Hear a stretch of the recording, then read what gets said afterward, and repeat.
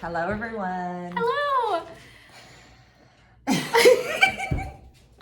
I knew this was gonna happen because we were both just being like, what are we even doing? What is happening? So, welcome to the Knitting a Good Yarn podcast. My name's Jackie. I am Carmen. We're coming to you from Southern Ontario in Canada, and we're back to our normal knitting podcast format. We did a couple little spin intermissions, but today is back to our normal episodes, whatever those are.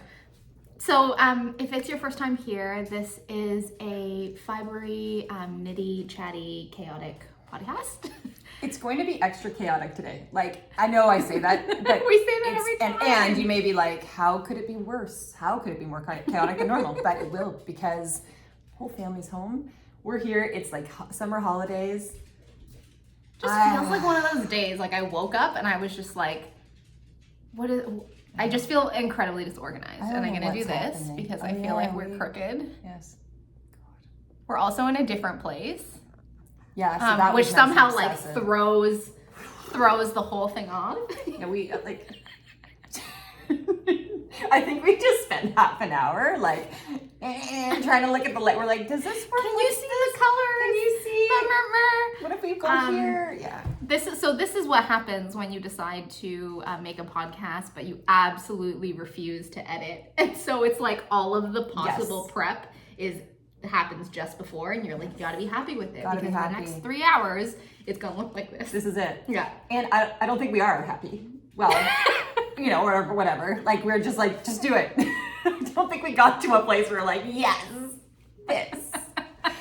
But we'll forget all about that, because usually I think it was last time too, I was like, where are we looking? Do I look over here? What do I do? Like, it just feels kind of like we haven't done it in a while. I actually think that the more that we do this, the rustier I feel. So this is a year. This is episode 10. What? This is episode 10. Yes. We started this podcast 1 year ago, and I feel like, and like hindsight is not accurate, like memory is not accurate, but I have these like memories of being like, we're just gonna flop on the couch, and then like suddenly we have a podcast, and it felt very easy. Well, it was. And the more I do it, I'm like, huh, where are my things? Where are our things? Like the more I do it, the less easeful it gets. Well, that's it. Yes. But hopefully you as the viewer are like, they're getting better at this. Yeah, they're like they're pros. Look at those girls go. I remember I even had notes sometimes. Like, I remember actually writing things down in the beginning. And now I'm like, I just show up. And I have no idea. So Same. Yeah, I'm not gonna be, whatever. I mean, if you've been here with us for a year, or however long you've been with us, if you're returning, thank you for coming back and indulging us in our like usual nothing is being said couple of minutes. But we do have things to show you. We have a giveaway to announce. We have another giveaway that we're going to talk about probably at the end of the episode, because it's our podcast birthday. That's right. And so we're going to celebrate that by sharing our stash with you. And then a KAL coming up too. Yes, which will and also we have involve giveaways. For just... I am feeling festive. I'll say that, like, I woke up this morning and I knew it was podcast day, and I was like, I feel festive. I even brought out the brightest sweater that I've ever knit before, being like, it's a festive day. And then I was like, oh my God, it's so bright. Yeah. I feel like if you are going to show it, we're going to have another disclaimer for those of us, for those viewers who like things to be more muted, like to be like, okay, it's happening. But I have a ton of finished objects. I know. So like, Jackie's just been like voraciously knitting. I am like, I'm knitting, but things are just not like either not going. Like some things just like I was doing and then it just crapped it. Like I made a mistake and I can't even, we're just talking. I don't even know if we can talk about it. So like, we're not ready to share the mistake. Yeah, but it's like a lot of that time, and then with the spinning for the Tour de Fleece and all of this, and then it's golf season, so I'm like golfing like crazy. You've been golfing. A lot. Like, what I don't think I knew this, like, so. Right, because last year. Yeah. Yes. So that was a horrible noise that I just made. I'm sorry. I said I like it. I like actually captured. I'm often making noises, like, and my husband laughs because it'll be like, it's like, you know, it's like, shoo, and he'll be like, what does that mean? But my daughter's like, I know exactly. Exactly. It's a shoo. Yes. You know. Okay, so I was contemplating like seasons of knitting, right? And so part of this is because like everyone's like summer knits and like tank tops, and I'm like, eh. However, what I was gonna say is that I feel like this is the first like summer season that we've had together that's like real. That's real. Yeah. Because last summer you were traveling, and so you were knitting like a fiend. Yes. You were like getting a gadillion fiber, and you weren't golfing. But this is your golf season. It's golf season. Like I would say days that a you week. golf more hours than you knit or spin or make other seasons of the year. Does that make sense? Yeah. I can have days of 8-hour knitting in Really? the other times of the year, yes. But it is, yeah. Like when you add it all up, like the golf round's 4 hours, you got to get there like an hour before, and then I'm chilling out and having some like stuff at the club like after. Yeah. It's like an entire day. Done. It's just not a fibery season for you, which is okay. Just good. It is, however, an extremely fibery season for me. Yes, thank Like God. I feel like in the summer, my like everything picks up in the fiber world, and Tour de Fleece, which we'll talk about a little bit, and maybe we'll try and like parcel. We try and parcel, but it never actually happens. But we have been, the past 3 weeks has been Tour de Fleece, which for those of you who are not aware of it, it is basically a group spinning. I want to call it a marathon, even though like distance doesn't really matter. I mean, it depends on how you approach Tour de Fleece, but basically if you're a spinner, you're spinning along with the Tour de Fleece. Tour de France. You can see how much I know about it. Tour de France, and it's just been, so we've been spinning with the Stash Dashers, and it's just been 3 weeks of like this communal experience of people committing to spinning however much they want, and then like sharing all the stuff that they have been spinning, which for me has been such a like little microcosm of teaching me what my making process is like. Aww. And also like reinvigorated my recognition of like how much we impact each other and how much we're like influenced by each other, and how like seeing other people's creation and beauty on some days is really wonderful, on some days is super overwhelming, on other days like it takes me outside of myself, like it just I've been in a lot of reflection around and this is just like spinning, right? But then if you think about like the knitting that comes from it, just our crafting community and just like life in general, like how much we're, at least I'll speak for myself, how much I am impacted by like the people I'm spending time with, what I'm seeing, like all that kinds of stuff, like the seasons, like it's just been really kind of incredible to notice how porous a human being I am. I'm like so easily influenced. I'm just like, so it's been super fun. Well, isn't that like a lovely way to be in life, right? Because it's not porous in that I think anything gets in. It's you're receptive, but I think you know there's a filter, there's things like you know what you don't like, you know what you do, like I don't think you're just like blindly influenced by it. Yeah, you're like, no, I really am. Anything, I'll take it all. I think I'm blindly influenced. I'm a sponge, just. I think I'm having like sponge time. You'll see in my knits today. I can't wait. There's been a lot of sponge knitting.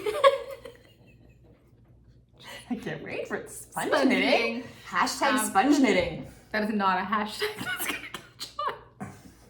They're just absolutely kind of gross. Explicit about sponge knitting, unless of course you're knitting sponges. I bet you there like 100% cotton little dishcloths. You do make those things. I bet you there's actually a hashtag. If we were to look, I bet you it's got like 5,000 like sponge knitting.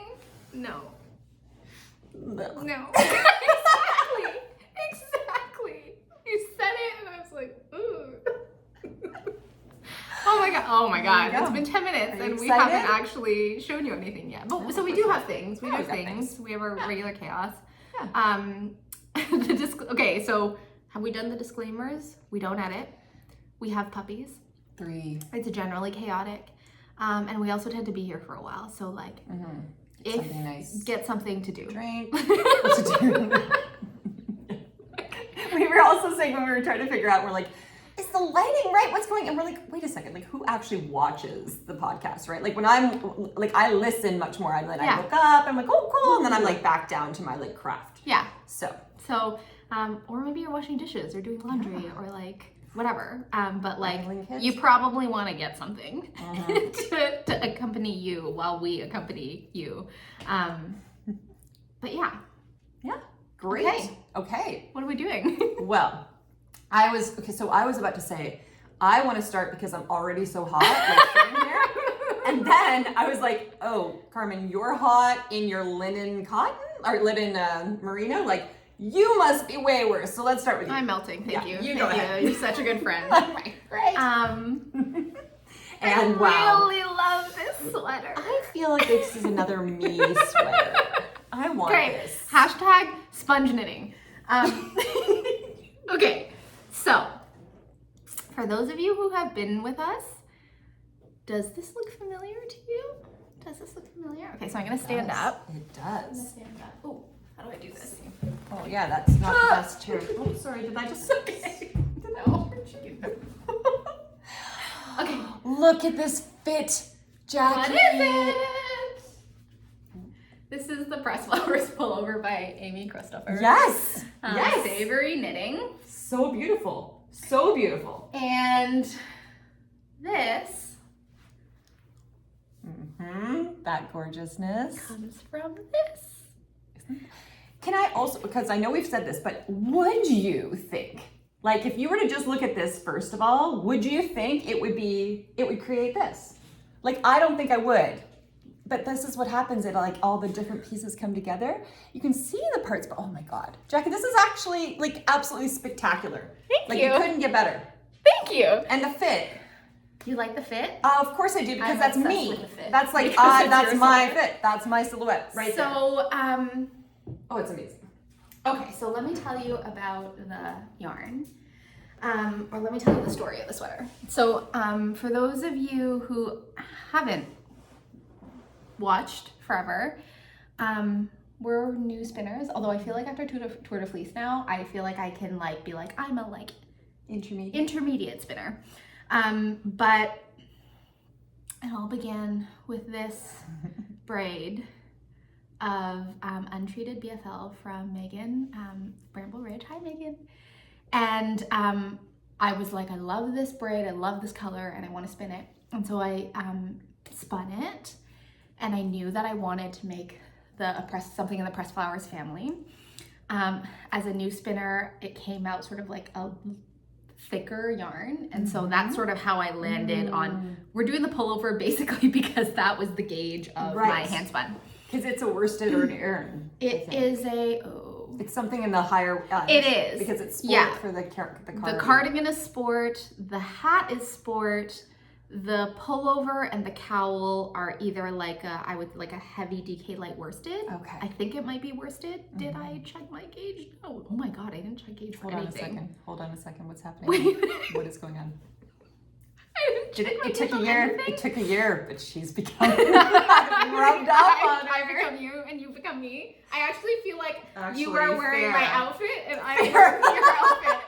Like, what has happened? This is like invasion of the body. Sponges. Sponge knitting. So if you go back, I don't know what, 2 or 3 episodes, we'll link it below. I had shown the handspun and I'd swatched up in 2 different colors of Newton because I wanted to do my handspun in Newton.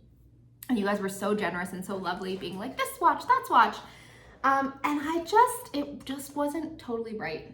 They were both beautiful, but I felt like it wasn't totally right because I had decided really what I wanted was something that was gonna show off the handspun. Yeah. Like that was really going to like highlight this. So I went to Dear Megan and I was like, help me. What color would you pair with this? And so May gave me a bunch of options, and some were really classic. Like she suggested like a charcoal, or she has this other colorway that this is like deep dark teal. It's called Magpie, which I think is like the one that classically gets paired with duck. Okay. Super gorgeous. And she had a sample of duck plus magpie in a shawl, and I was like, oh my gosh, I love it so much. But I have come to recognize that I think that I have a little streak of like, I want to do it my way. Oh, you think? oh, really? Yeah. This is news? This is news to me. I'm like, it's like I'm stuck in my teenage years, and I'm like, well, I want to do it like a little bit different. I want to do something that's like not like just a little bit unconventional. Yeah. And what I really actually saw this with was a purple. And so Megan dyed up this gorgeous, untreated woolen spun merino. Really?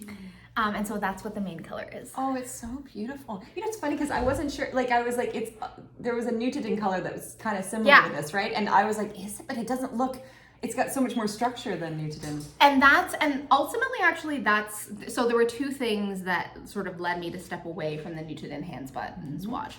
One was that I just didn't feel like this was the star. Like I almost felt like the Nutiden was the star of the sweater when I was knitting it with the Nutiden. Does that make sense? And you wanted I wanted this to be the star. Yeah. And then the second piece was recognizing that when I fell in love with this stitch pattern in your pressed flowers cardigan, you had knit it in Brooklyn Tweed Ranch, yes. Which was this like springy, plumpy untreated merino, and there was a certain amount of like waffliness. Yes. Like I was like, I want a Belgian waffle. I don't want a crepe. Want it to come down. Yes. Yeah. And like I wanted that. Yeah. So I was like, this is it. This is my Jackie steps outside of Nutiden and knits with something else. Wow. And I still maintain that my preference is an unspun or a single ply. Okay. However, this merino is absolutely amazing. There's something about it being woolen spun as a base. Mine was also woolen spun. I did bring it. The one I did. Oh, I brought it. Where did I bring it? Okay. Like, I brought a cake because I wanted you all to see like how lofty, like, yes, like that's big. It's big. This is 200 grams. And it was so... 200 grams? Yeah. Oh, okay. Wait. Not 100? No. Wait. So this is technically a DK weight. It's a DK weight, and 0 digit here, right? It's 273 yards per 100 grams. Yeah, 100 grams. Yes, that's right. Thank you. I was gonna say, I'm like, whoa, then that would be dense. But it's just, it's so big and plumpy. It's beautiful. And it was so much fun to work with. And the color. I mean, color's so gorgeous. This is a non-superwash. True. Look at how deep. Look how deep and saturated it is. It's so gorgeous. I love it so much. And I'm really happy. You have to be happy with how it came out. Look at it. Like, it was so much fun to knit, like color changing yarn, guys. It was so much fun to knit. And in the end, like, it's funny because if you look at this braid, like, what's your favorite color in this braid? Mine? Yeah. What's my favorite color? Well, there's the one that I'm drawn to. Yeah, which is the one that you're drawn to. Like, I love these. Yeah. Fiery bits. The fiery bits. So for me, oddly, it's these little neon pops. Oh, cute. That I really, really love. Uh-huh. And so when I was choosing the main color, I was like, I want to choose a main color that's going to really like fire up the neon pops. Beautiful. And so I totally have like favorite flowers, like here where the chartreuse comes through is just like my absolute favorite. And the teal. And I feel like I have successfully made this the star. Yes, you have. You have, and funny enough, you've made it the star, but also there's something about this that's still so appealing and beautiful. So it's not the star, but it's also like, I want to look at it just as much. Thank you. So like I get to see your whole hand spun, and I also, whenever my eye goes somewhere else, I'm also very satisfied with this like gray purple. Like I just really think like there's like, it's so beautiful. it's so beautiful. And it's also a funny thing. So here's something that's funny about this stitch pattern, which I've been working with a lot. Because I also have the cardigan as a whip. Is like, because, so it's mosaic knitting, and so there's a lot of slipping of stitches, but because there's the contrast color is so present in these little blips outside of the flowers, it really changes the main color. Because if you, like, when I was trying to choose and I put them next to each other, I'm like, I mean, it's beautiful, but I don't know if it's gonna work, and yet somehow, together, oh, it really does. it really does. It really does. And it just brings out like so much of this green, like the combo of this like minty green that I don't see in this. I don't see the mint green. I think it comes from the combination of applying these things together and these colors coming together. Like this, I just don't see it, these minty like aqua. Yeah. But it's the aqua mint that to me with a purple is so beautiful. Exactly. So it's so. So there's my pressed flowers pullover. What did I do in terms of, okay, so let me talk about fit for a second. What did I do in terms of, I knit the smallest size. I don't know what my gauge is, but it was not on. It looks smaller than, like, when I see it, it looks like a larger. In the sample, and a lot of the projects that I've seen, it's quite roomy. Yeah.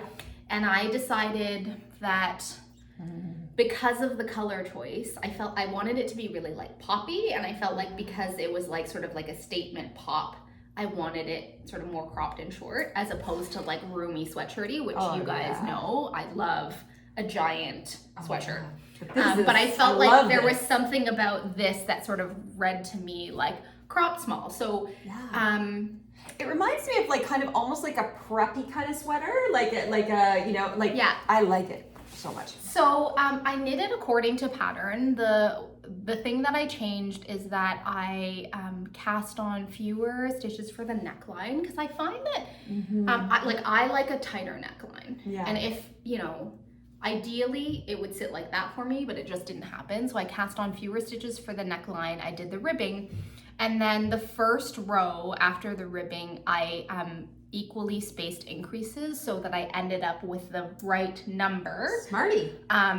That I needed in order to do the pattern. Now, when you have a texture pattern like this, you actually cannot make modifications because there's certain like ratio of increases and decreases in order to get it. It is a raglan construction.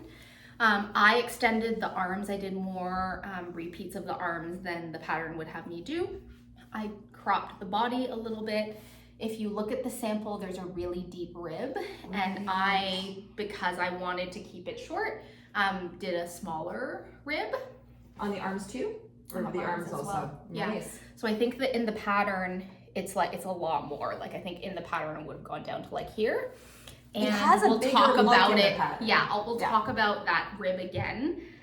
But for me, this is one of the things that I love about top-down sweaters is like you try it on and you're kind of like, where do I want it to stop? Yes. So this bottom rib is a little bit bigger than the top rib. Like it's a little bit longer. It would normally be.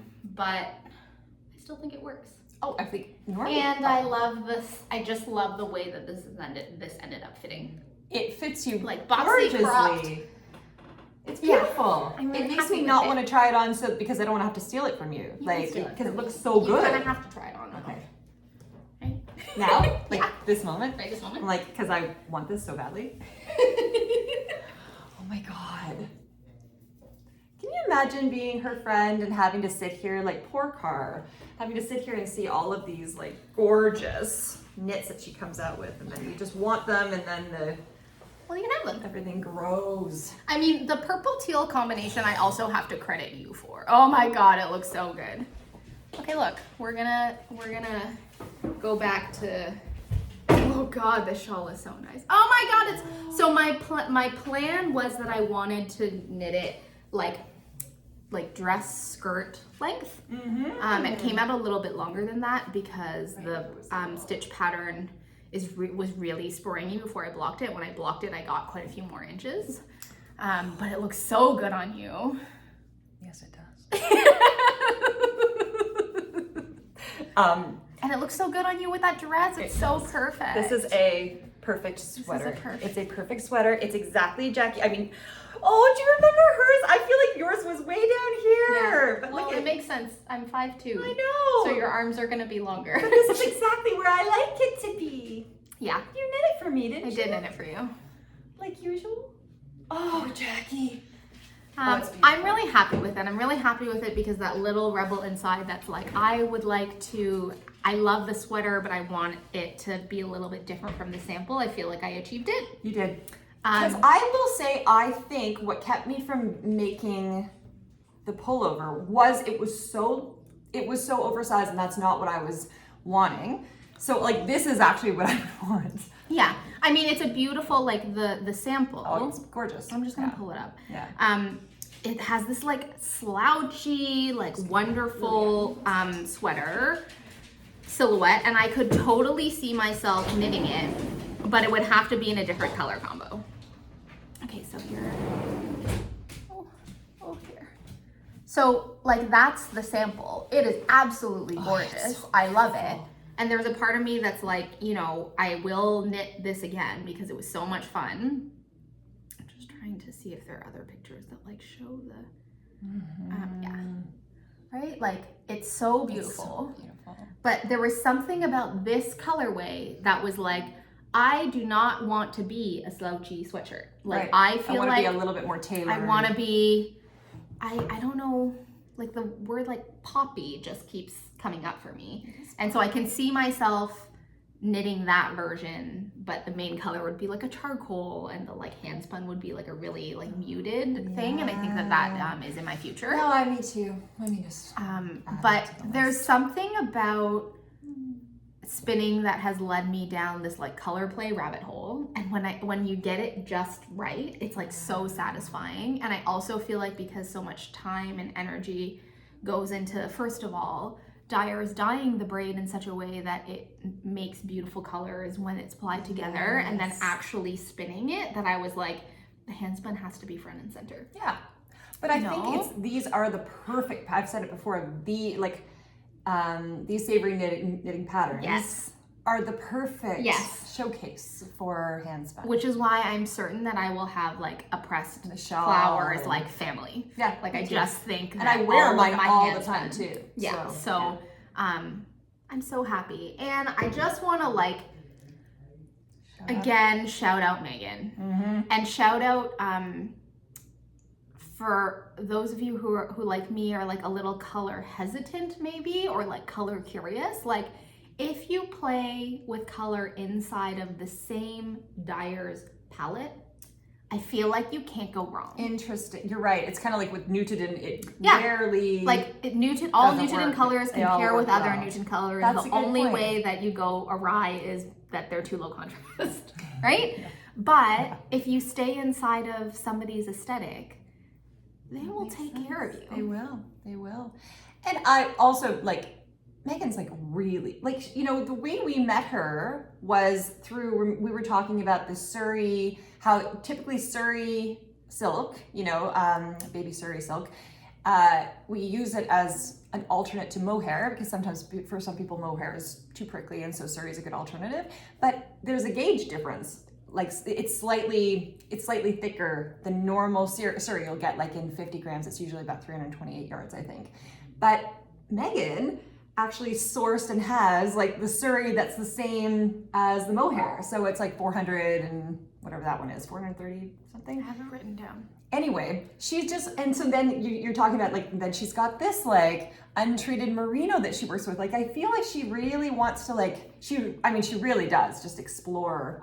All different bases. She dyes on it's like so many different kinds of bases.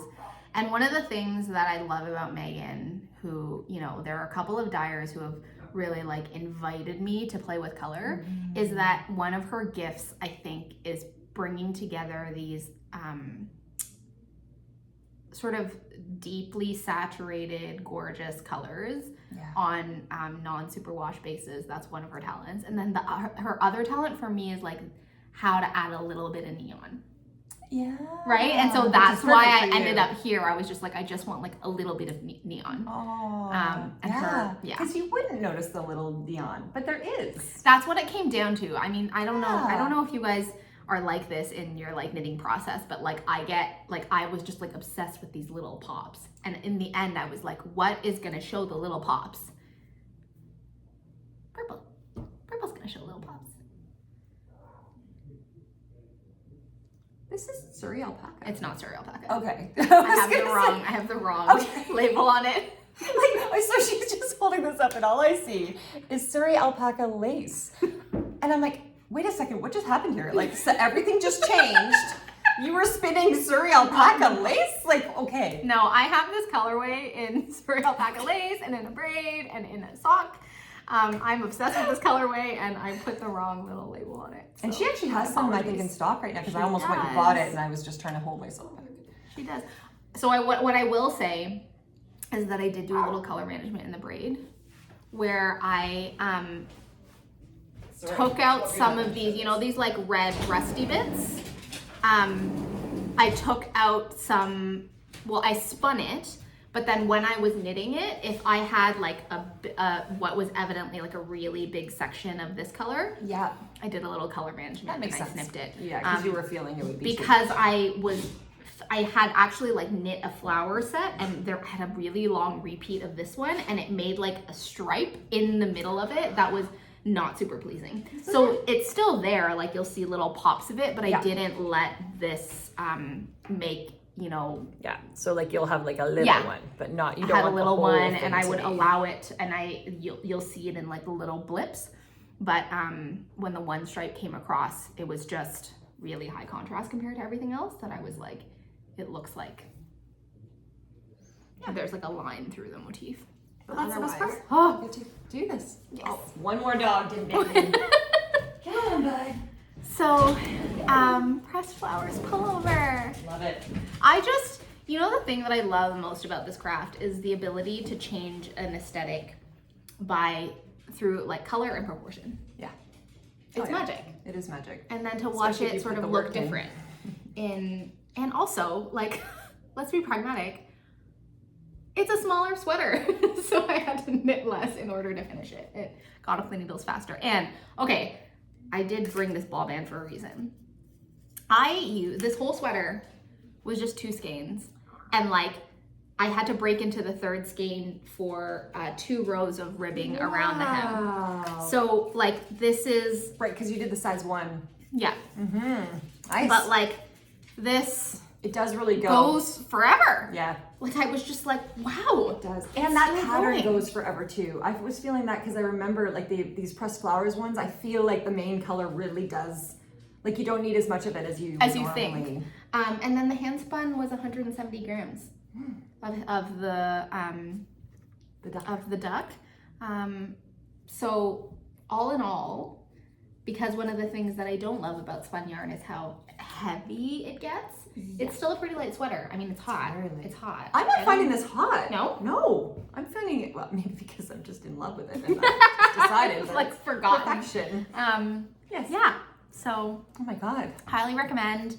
And if you want to play with the pressed flowers, like I do think, this is going to sound funny, but like because it's at a big gauge, it's a lot less knitting than the cardigan. Because let me tell you, I've knit the hat, and I'm knitting the cardigan, and like this is the one that felt like it really went quite quickly.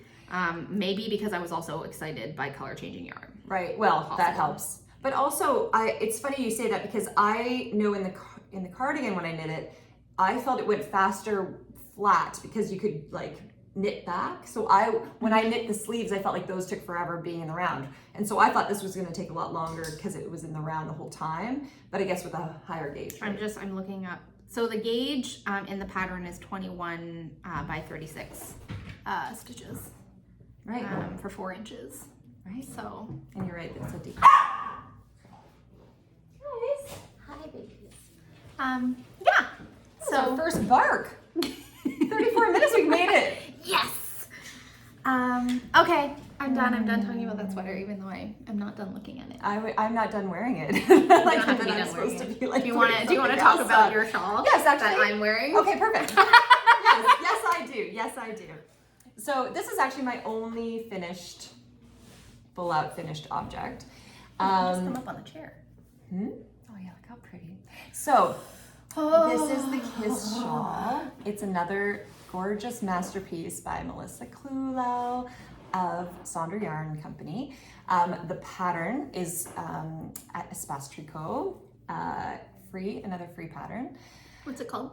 Kiss shawl. Kiss shawl. Yes. And this is another, so you know, when it rains, it pours, you know, it was so long where I didn't have a goddess shawl. I was like, I want to, you know, like I want to connect, but I don't have one. So then I had my beautiful Fleur Shawl that I cast on at the spring equinox.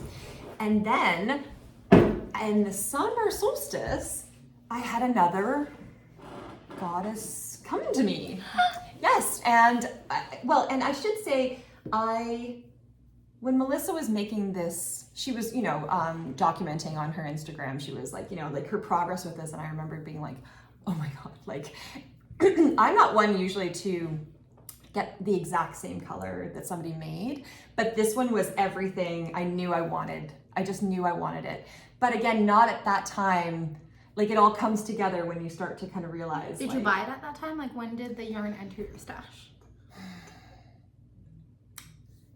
No, that's a great question. I had the yarn. So I had the yarn, but I wasn't ready to make it, but I did know I was going to make it. Okay, that's what I thought. I thought like you acquired this some time ago. Yes, yeah. I had it ready. I probably bought it as soon as, I did. I bought it as soon as she'd released it. So whenever that pattern was released, which was, you know, maybe last month or so, or a couple months, I was like, I must have it, and I need it in this exact combo. So this is, Catnap is the brown, and then Ballet Slipper is this like soft pink, peachy pink. And it's so funny, right? Because to me, like, look at this was my other goddess shawl. You would think that I would be good enough with the pinks, never, right? But like, never enough pinks. No, I definitely I knew I needed this shawl. And then it hit me around, it was right around the summer solstice, and everything, like I was just thinking, and I was feeling, again, I keep talking about this like journey that I'm on, and things were like really, again, coming together even more. And I was like, I know I really want to connect. I'm connecting with some kind of goddess here, and I'm not quite sure who it is, but someone's here.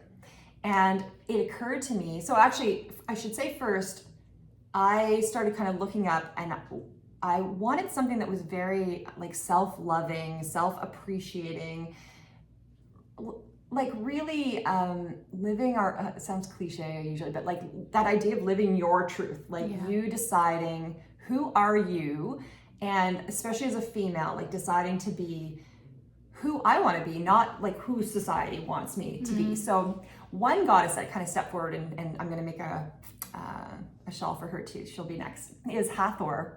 Which is a beautiful like goddess that, you know, from an Egyptian background. And one thing that really struck me was that people used to have, they would call them Hathor mirrors, and it was a mirror that you would dedicate, and it would be your Hathor mirror. And when you looked at it, you would see the beauty yourself, and you would appreciate like that reflection of just loving yourself. And I was like, yes, yes, yes. But I was like, I don't think it's this shawl. And so it occurred to me in just a moment. I was like, you know, I know how I'm going to find her. And so I contacted Amy Palco. And so I work with Amy. We've talked about her. She's got an incredible podcast. The Meaningful Stitch. Thank you, because I'm like that, and I'm going to have no idea what it is, even though I've watched it 1,000 times. Amazing knitting podcast, but she does these like goddess readings, and so I've been doing that with her for the past few months. So I was like, Amy, is this okay? Like, I'm like, I just feel, could you like pull a card or something for me about a goddess? And I don't want you to tell me anything about her, like just the name of the goddess. And the goddess she pulled was Brigid. But like I'm pronouncing Brigid, but I guess it could be Brid. Like, there's lots of different ways to pronounce it, but she's a goddess from the Irish tradition, which I also loved because that's like I'm part Scottish, part Irish. Celtic, yeah. So, but it was very interesting when I was reading about her. Unlike other goddesses, like with Hathor, it's like, you know, like it seems very clear. Like they are the goddess of, and she is like goddess of spring and poetry and smith work, so creativity.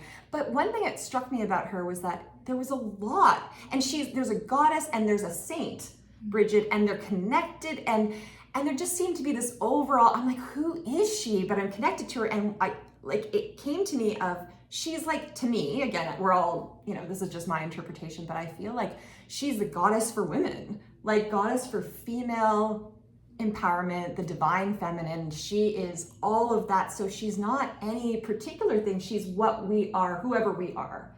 Like, so when I connect with her, it's like me connecting with who I am. And it was just like, I was like, as soon as I had that, I'm knitting this shawl, and it just felt really, really beautiful. But I also want to say that she's also goddess of healing, right? There's a large healing component. And about 1 week into knitting it, I ended up in the hospital for 15 hours with a very scary possible thing happening. It wasn't that, so thank God, but I was very scared. And I had Brigid with me. That was all I had. I was in golf wear, like everything else. I had nothing else, but I had my Brigid shawl, and I was knitting. And funny enough, the other patients, you know, we're all just Canadian healthcare. We're all just sitting around together. You're not getting your own room or anything. And they were like, oh my gosh, what's that? That's so beautiful. And there was something, I mean, people are always commenting on knitting, but this one had a different feel. Like there were people that came to me later and they were like, I was watching you knit this and I was stressed, but I was watching your rows. It just kept getting like bigger and bigger. And there was, you know, just this like calming, it's a stockinette. Funny enough, a stockinette shawl. So a lot of shawls that I've done are garter, so you're knitting both ways. But this was you know, you knit and then you purl and you knit and you purl and you just go, you know, color by color by color. And it was so, I actually was like, I felt the presence of someone there with me saying this is gonna be okay. So going through something that was very scary, I also was like, no, I think it's okay. Like okay, I've got Brigid with me here. And then, so I had a reading with Amy after. So I was knitting this at the time, and I won't go into all the readings, but there's interesting stuff going on in my chart with like a lot of the mystery. So Newt was a goddess that came up for me in June when I was doing this. Was it June or? Yeah, it must have been in June, yeah. But she was so she's got a lot of mystery to her, but she was in my 6th house, which is like a, you know, like it's the opposite house. I'm gonna butcher this a bit, but like they're opposite. So 12th house would be the house of mystery. 6th house is like, you know, home and your hobbies and pets and things that are like, that structure your day. And we talked about this being so interesting, where it's like I've got so much going on in terms of like really learning about myself and allowing myself to delve into the mysterious parts of me that aren't necessarily like what the culture would want or whatever, right? Like, or your standard sort of like, this is who I am, this is my job, here's my family, like here's the very, like I think of 6th houses being very much about the structure, the overt structure and relationship that you have with like the physical world. Yes, exactly. Yeah. And Amy brought up a really beautiful point of this like mystery, but the mystery, having the 6th house have the containment of the mystery that allows, it's almost like a water flowing. If it's just flowing as a flood, like we've got horrible things happening in Nova Scotia right now, where like the flood's just everywhere, right? Instead, you still have the waters and all of the mystery and the creativity that can come with water. But if you have some channels suddenly and structure to it, now that energy gets to actually flow and do something purposeful, like something that you could actually take from. So, you know, thinking about that, and then I was reflecting on the colors that, you know, I've got to me this like beautiful pink of like passion and love for self, love for the world, love for like, you know, and doing your own thing kind of thing. But then the brown is so grounded to me. It's like this, like, that's the 6th house of it, you know, to kind of keep like, this is the containment. And funny enough, I started with the brown as my main color, so the top of the shawl is brown.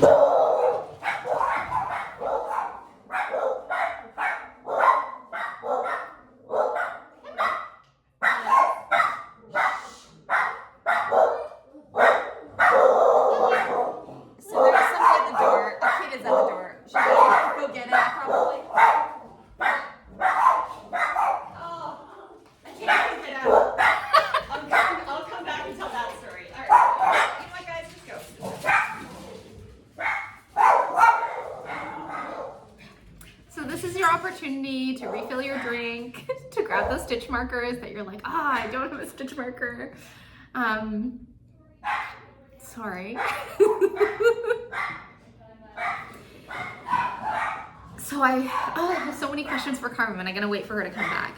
That said, I just wanted to take a moment to invite you into a little bit of reflection for yourself about how it is that your knits come to be.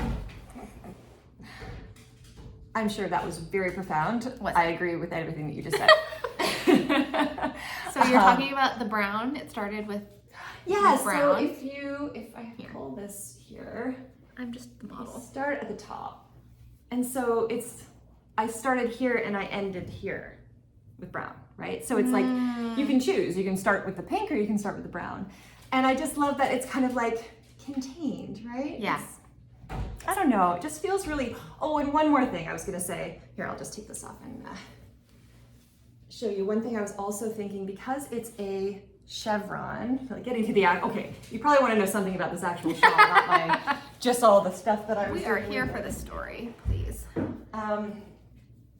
So you see, oh my God, right? It's Look so how beautiful this shawl is. As soon as I saw it, I was like, again, it's this chevron with these points. And as I was knitting it, I was like, I wonder which chakra it will end at. Like, I wear it like this.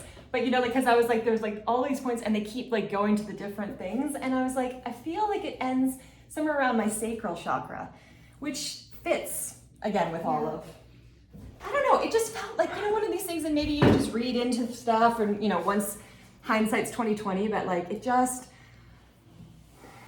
brought me so much comfort. I'm so happy. And again, Melissa, like, I think you maybe Melissa, you're just gonna have to keep making beautiful shawls because I think you're my goddess shawl muse. It's so funny because if we go back to like a year ago, you were like a proclaimed non-shawl wearer. Yes.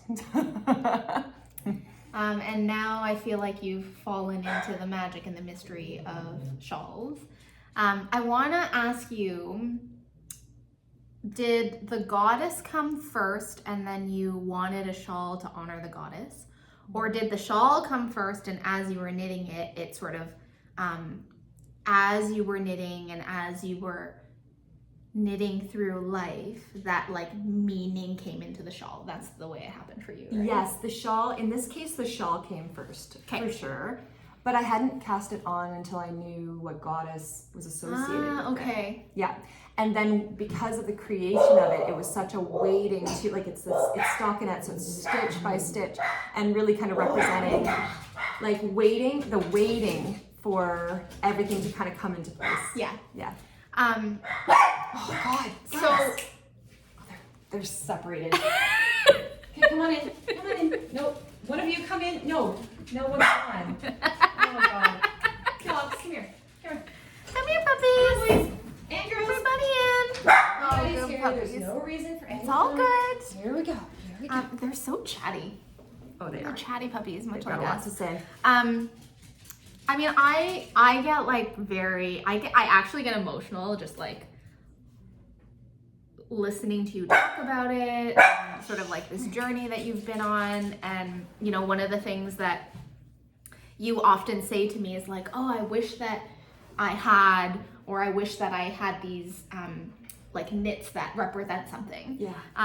And that's very much a part of my process. Yeah.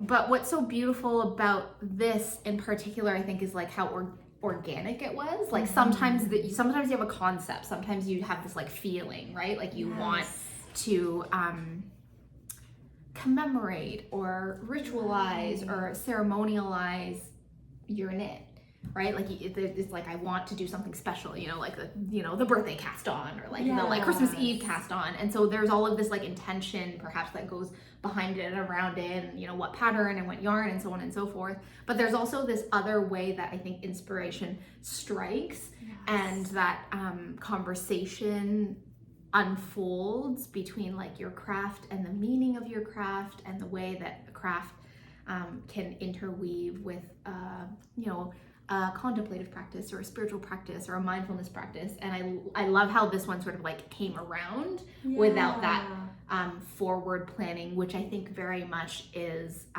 your natural rhythm and flow through life. Yes. Right, because you're always like, I don't plan, and so on and so forth, and you know, there's a part of that that's true, but it doesn't make your life or your making any less intentional or any less meaningful. That's what you're saying. Yeah. And so I just wanted to like say that and like honor that and take a moment for that, because it is to me also this shawl, right? This shawl, part of what you were connecting to and working through and owning is kind of like your own process in your own way. Yes. And it's been so exciting to like witness it, and like it's just so beautiful. It is. Right? It's so beautiful. A beautiful shawl. What else did I want to say about that? Oh, can you talk about the yarn? Because like this is a shawl that is like, this is a summer shawl. It is a summer shawl. It's so nice. So it's nope, it's not made out of this one. It's not that one.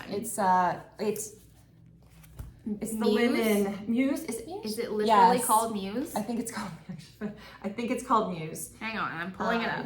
Perfect. So again, Sonder Yarn Company, Canadian yarn company based out of Montreal. Sorry? Melissa and Tanya, right? Melissa and Tanya. So it's a 90% merino, 10% linen. So you know, you just get that little bit, like when you're knitting, there's these just little pieces. Linen is magic. But were you getting kissed? You just licked my armpit. You're like, what just happened here? Just licked my armpit. I'm sure you were happy to see there was a dog there and it wasn't me doing something. I mean, we're good friends, but like, whoa. Yeah. Oh my gosh. My armpit. Yeah, it's beautiful. So it's a fingering weight, but it feels quite like a light fingering. So it's a 90% superwash merino with 10% linen. How much did you use? Do you remember? How many skeins Less did you than 2 skeins of each. And it's 400 yards per skein. It's so light and delicate. Yeah. And the colors are so gorgeous, and I feel like the colors are also really gorgeous on you. Do you? Like, so I think this is the color I wouldn't normally wear. This color is so good on you, in my opinion. The brown? The brown. Oh, good. It's like such a good brown. Stay tuned. Stay tuned. I'm glad that's good. But so the contemplation, I really said nothing while you were gone. But the contemplation that I sort of invited people into is this idea of like, you know, what's in your knits? And like what catalyzes the beginning of casting something on. And like what's with you as you go like stitch by stitch by stitch by stitch. Yes. What sort of like keeps it flowing, what keeps it going. Yes. And I think for me, you know, sometimes it's like color. It's mostly aesthetic, right? It's like, I want to see what it looks like. And then sometimes a knit takes on its own special spirit. And it's that spirit and it's that meaning of, you know, what this shawl means that not only, I think, for me, adds a layer of enjoyment to the process of making. Lily, I don't even know what happened. Guys. You need to settle down. But also makes the finished object that much richer. Yeah. Right? Like, I can just, like, for me, I can just tell, what, like, when you brought your Fleur Shawl on and sort of wearing this shawl, there's an energy around it that not only is it beautiful, it's also, like, so yours. Yeah. You know? Yeah. And like I'm like, it's like the gooey center of a chocolate cookie. That's how it makes me feel, just like gooey. And like when I put something on that is a knit that has these like layers of meaning, or the story inside of it, or the story that you were on in your life as you were knitting it, like there's just something extra gooey about those knits. And this one has that magic also. It's so beautiful. I love it feels so nice. It feels, you know, really like nice. You guys know that I like really woolly rustic wools. Yeah. And superwash for me is not as pleasant a sensory experience on my hands. Yes. But that. And is it superwash? Like, is it's 90% superwash merino and like linen, but I think there's something linen maybe about makes it. The grip or something, but maybe it just has that added texture. But I'm like, oh, I could totally work with that. Oh, what needle size did you use? Do you remember? It's okay if you don't. 6. Oh, really? I think it was 6. Like it wasn't a toothpick knit. I guess that's what I was asking. It was not a toothpick toothpick knit. I look at it because it's like fingering, and it maybe isn't because it's knit at a bigger gauge or something. Yeah. Oh, it's so good. I think it was 4 millimeters. I want something in this fabric. I also really like a soft stripe. Like I like a stripe in a soft set of colors. Palette. Yeah. Like sometimes I think bold is really beautiful. Like a black and white is really beautiful, but the softness of that. Well, it can become varsity, right? Like in some ways when they're bolder colors. And I feel like this one doesn't do that. But again, they are color geniuses. Like absolute color in addition to, you know, Melissa's ability to create beautiful patterns, the two of them are making like talk about things working together. Like it's just like their palette is incredible, and they have a bunch of kits for this. So I'm sure, like I was like so sad. I'm like, no, I cannot improve on. I already was so in love with it. And I'm like, don't look at any other ones because then you're gonna get in your head like about which one. Yeah. But, oh my god. Yeah. Like, don't you just, these are the little details. These are the things that she does. Details. Like, where you're like, why did you put that there? It makes it so perfect. But it's just that extra, like, How did you think to do that? And not just finish it? You know, like just end. Yeah. But it makes the entire shawl. Yeah. Oh. I love it so much. I also feel like that shawl is mine. Yeah. I mean, again, it's another one that's like could easily be you. I mean, really, we are doing this, right? Like, it's like, that is so me. I mean, honestly, actually, if we think about we were talking about influences, right? So think about my knit for our KAL, our first KAL, the Inspired by Ellen one, was actually this color purple with an aqua. Yeah, that's right. So I wonder, which I never finished. Oh, it totally is.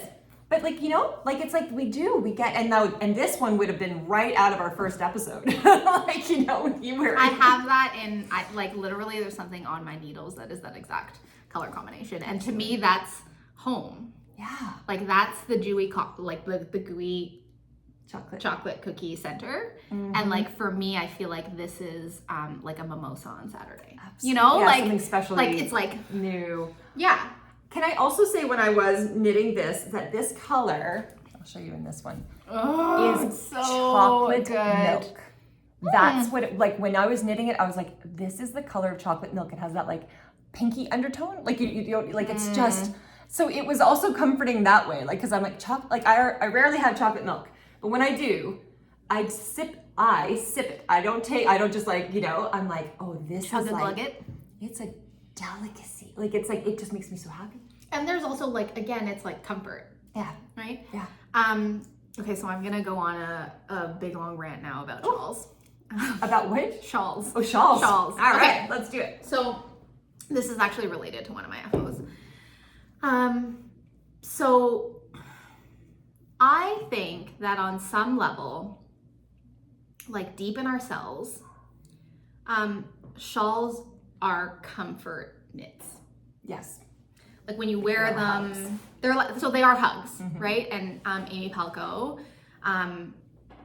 quite literally changed my shawl making life when she said they're like portable sacred spaces. Yeah. And then it just like actually that statement alone like marks a different chapter in my knitting practice, in which I started to say like, what aspect of the sacred am I wanting to spend time with when I knit, which is how I end up with all of these, like not all of these, but some of my knits. It's like I have my sun, moon, and stars. I have my whale sweater. I like all of these different aspects.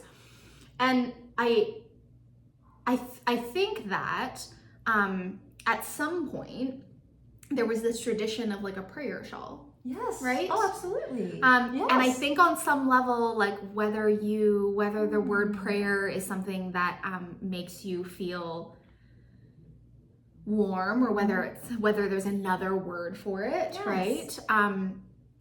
I think that there is something about us creating yes. the mystery, or taking the mystery and making it into something tangible and physical. Exactly. That is part of the spinning, weaving, knitting, crocheting, like yes. fabric.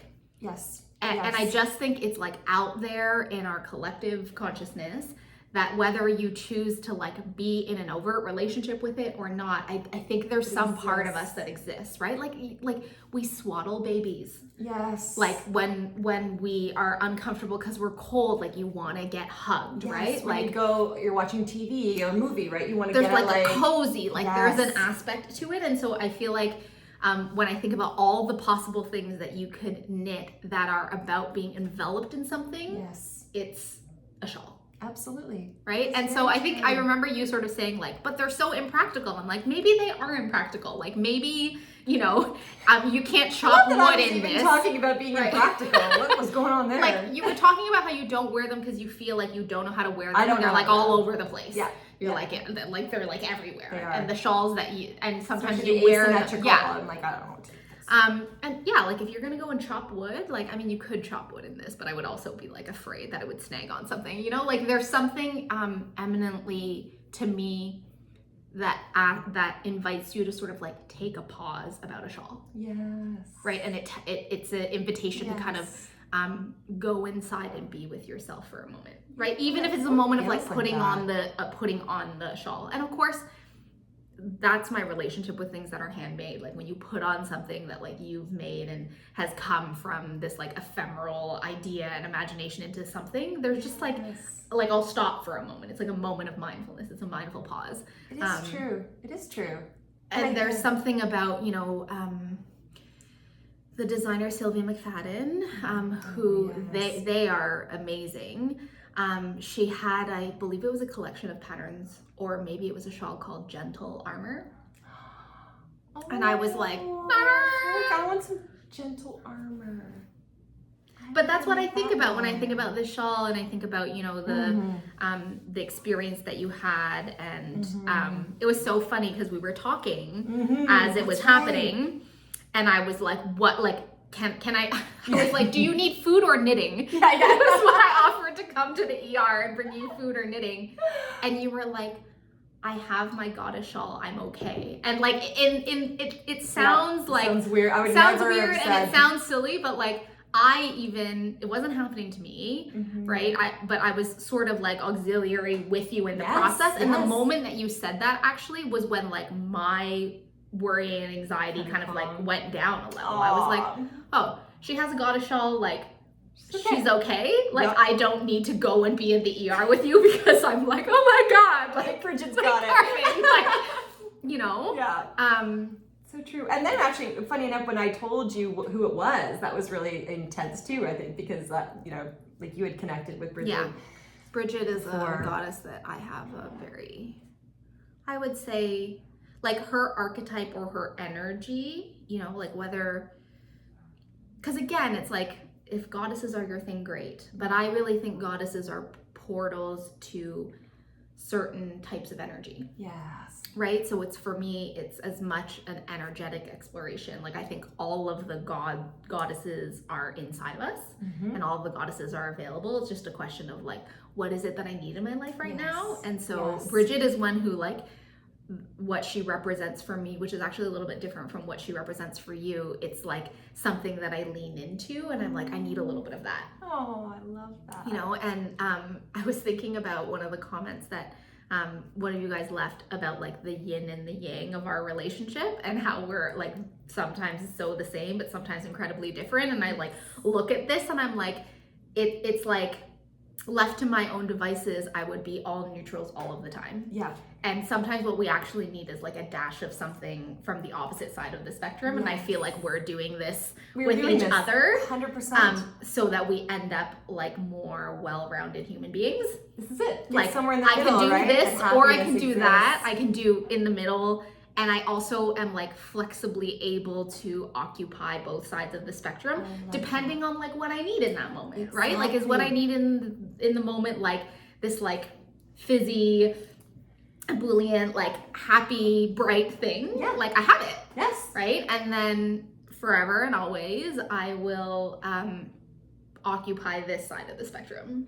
Right? As well. Right? Exactly. And I think that that's like, even as, you know, therapists, I'm sure you have the same experience of like, you know, people, we have patterns, we have ways about us that we can kind of like have some idea of like a little bit of containment. This is sort of who I am, but humans are so complex. Like as soon as you think you've got one figured out, there's this other piece of them that you're like, what? Like, how does that work in this? But it's like, it totally does. We are always moving and changing.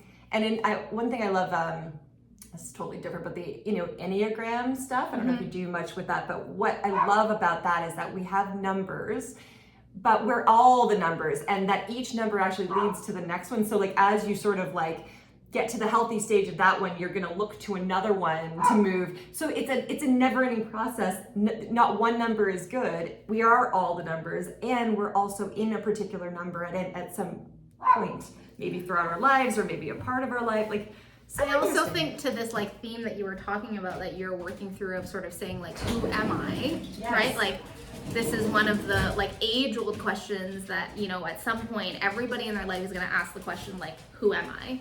Yeah. And in terms of my astrology, like the 12th house is where all my stuff is. Like, I'm very comfortable in the 12th house. Right? The yin and the yang of it. So interesting. What was I saying? I lost my train of thought. Like figuring out who we are. Who am I? And so like, I think as a outward society, the like on YouTube, the little squares of Instagram, the answer to who am I is always in the 6th house. It's like, because you know, this is my gender, this is my job, these are my relations and my relationship to my relations, like, you know, my partner, my children, my pets, like, it's all that external, like very external stuff. Whereas because I'm like, I love the 12th house and like, it is where I like live all of the time. I'm like, who we are is it is like the whole cauldron of human possibility, and depending on the season and on the moment, like one thing sort of comes forward. And I you know, this is a little bit of like, I don't know, my therapist talk is, I think that we can sometimes get ourselves into a twist internally if we think that we're like a static container. If we get really 100%. Attached to these like, but I'm supposed to be this way, and like I'm supposed to always be wearing neutrals, and I'm supposed to, you know what I mean? This is who I am. Yeah, or I'm like just always disorganized, but a lot of times, but I'm not. Exactly. There are pieces of me. There are ways that I like. Yeah. I don't want an asymmetrical shawl. I want something that's very like, you know, like structured and like, perfect. Where does that come from? Yeah. Who knows, right? Like, we're just complicated. Yeah. And we need to be able to, I love that, like to be able to be open to these different parts so that we can see that we're so much more, like at the end of the day, we are so much more complex than we can ever understand. Yeah. Like, and it's like, do you want to, and again, it's like, do you want to be in relationship with your complexity? Yes. Right? Do you want to be in a relationship with the process of how we're always evolving and changing and experimenting and figuring out that we're this one moment and this another moment? Right? I know, that was just one of you touching the door. Nothing happened. But also I would just very quickly with that piece, that's also because we don't want to be told what to do, right? So both of us don't like that. So the idea that I don't put me in a box. I'm like, what do you mean? I'm going, you know, like, reject. Okay. They've been calm. You guys, honestly, okay. I'm just gonna comment about my doors back there. I'm about to shut them again because they keep touching it and then they're thinking that things are moving. But my house has no doorknobs on this side. That's right. And this is the side that you would open. Like it opens in, there are no doorknobs. So you cannot, so once you close these doors, you can't get out from here. That's why I went to get to the door and I'm like, don't put us in a box. I gotta go around. I am putting us We're in a box. Sorry, yep. Box tag. But I feel like these little pups, no guys, there's nobody there. I'm just gonna shut this. We're all gonna calm down and listen to Jackie talk about something. Okay, hang on. I'm so. What are we overwhelming, doing? Right? You've got so many things. Looking at all the things. What do I want to show? Okay. I'm so excited.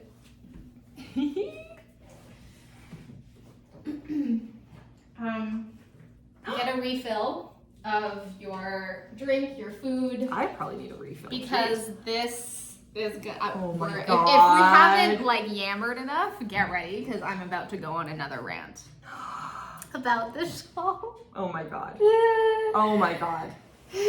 Oh, Jackie. Oh. Is this the right side? Yes. Oh, come on. Look at it. Look at it. So this is my Fleur Shawl. Oh, not to be confused with Carmen's Fleur Shawl. Oh my God. But I could different. literally weep right now just about this shawl. Yes. Because this shawl has such tremendous meaning to me. Such tremendous meaning to me. So again, Fleur Shawl, Melissa Clulow, free pattern, Espace Tricot. You're gonna hear us talk a lot about it. But this is my version. Oh my God.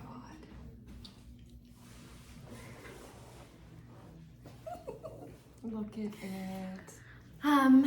So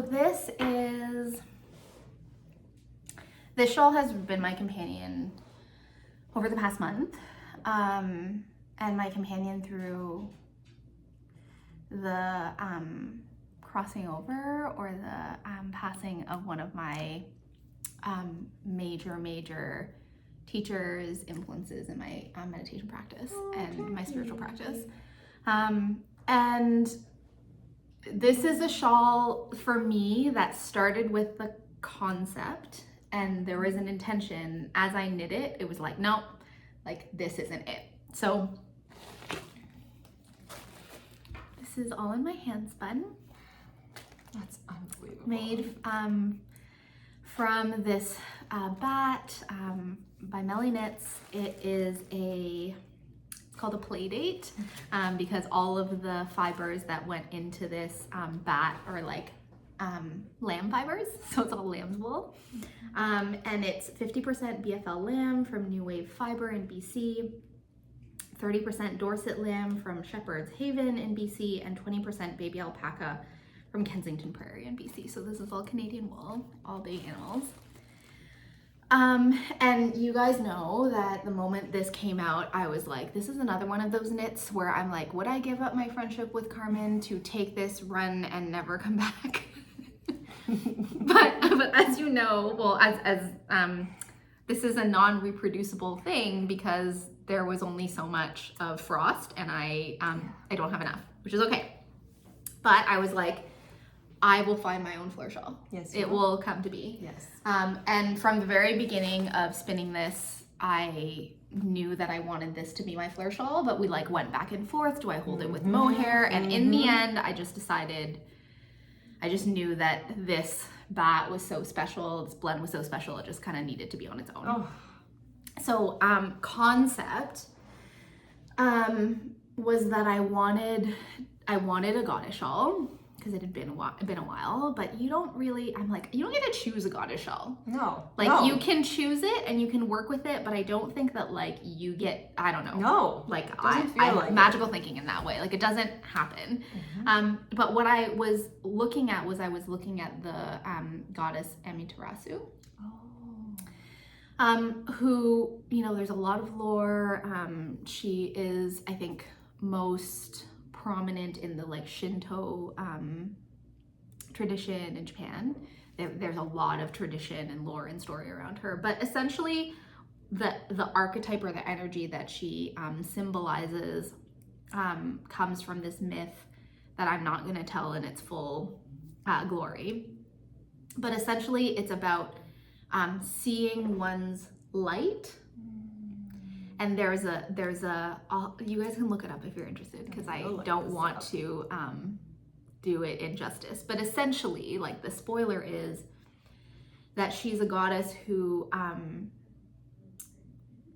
couldn't, or was like, there was something happened, and there's this moment where she sees herself in the mirror and is just like blown away by how much, like, she doesn't recognize herself, or there's just like so much light, right? That. So this was the idea. Now another one of her vibes, or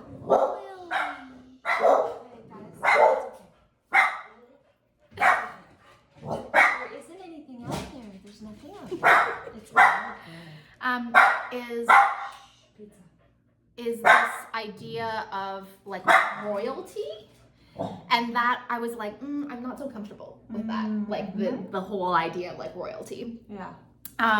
So I was working with it, sort of knitting it, and it became sort of clear probably at the second bobble row, like after this set of bobbles, that as I was knitting it, that I was like, this is not a comfortable energy for me. Like, this is not this like idea of like royalty is not actually what I'm wanting to spend time with. Yes. But I am really wanting to honor the light. Because this is where I am like, does the lighting show? There's a kind of like iridescence to this. Yeah. Absolutely. In real life, gold. That's like gold, and in different lights it looks different colors. Yeah. Like it can be pink, it can be like cream. It can lean more like golden. So I realized as I was knitting the shawl that what I was really playing with was light, just light, not in the embodiment of a goddess, not in the embodiment of like a story, just like, it's like the opposite of this. It's like the light. Just light. So I went to town in terms of making a ritual and a ceremony out of this, in the sense that, you know, becoming a spinner means that your creative process and like your ability to make something, it just like starts that much earlier. Like there are so many more like decisions. So, you know, like I spun this in the dawn. I only spun the yarn during the dawn. So after you spin, you have to like wash and finish it. So I would like put out a glass bowl the night before so that it could like collect the like morning light, and then that's what I would use to like wash it. When I blocked it, I did it in the middle of the day, so this has been like soaked full of like dawn light and like in the middle of the daylight and dusk light and that's so all of that. Beautiful. And I love that sort of mindfulness ritual in the process.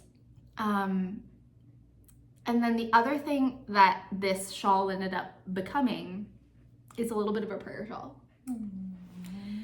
In the sense that, you know, it was somewhere along here that that my teacher crossed over.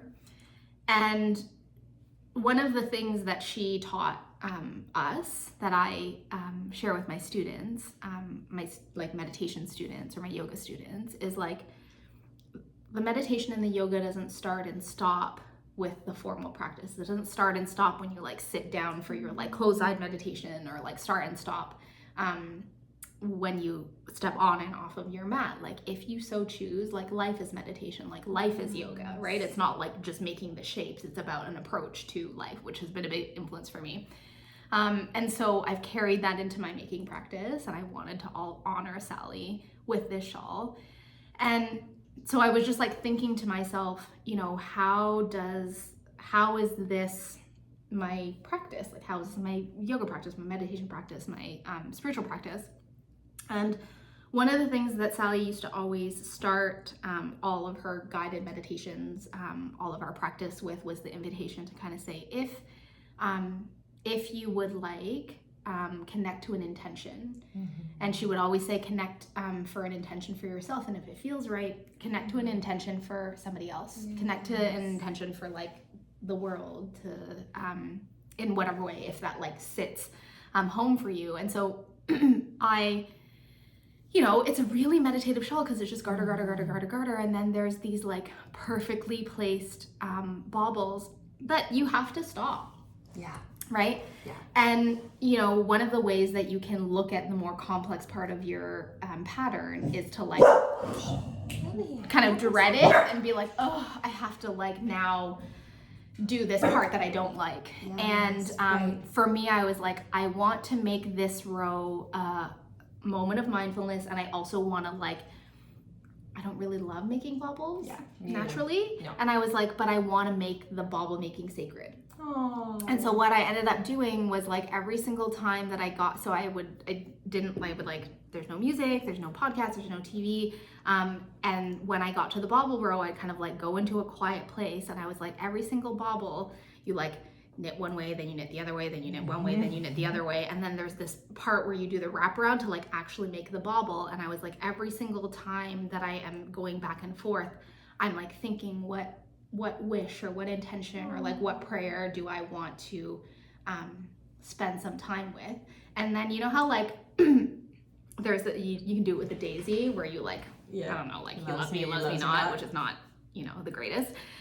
But like, or the idea of like when you make a wish on a dandelion, there's this like, oh, what's my wish? And then there's this moment of like, and then I'm gonna like put that out into the world, or I'm gonna like, blow out the candle or blow the dandelion, the little like, the little wrap and the little like boop, where the bauble becomes a bauble. Like that's when I was like, I'm making the wish now, right? And for each bauble, did you for do each bauble wish? And I would just come up to the bauble and sort of say, like, just be like, what's on my heart right now? So I've knit other things where mantras have been knit into it, and it's like the same thing with every bauble, or the same thing with a particular like repeat in the tradition of like a prayer shawl.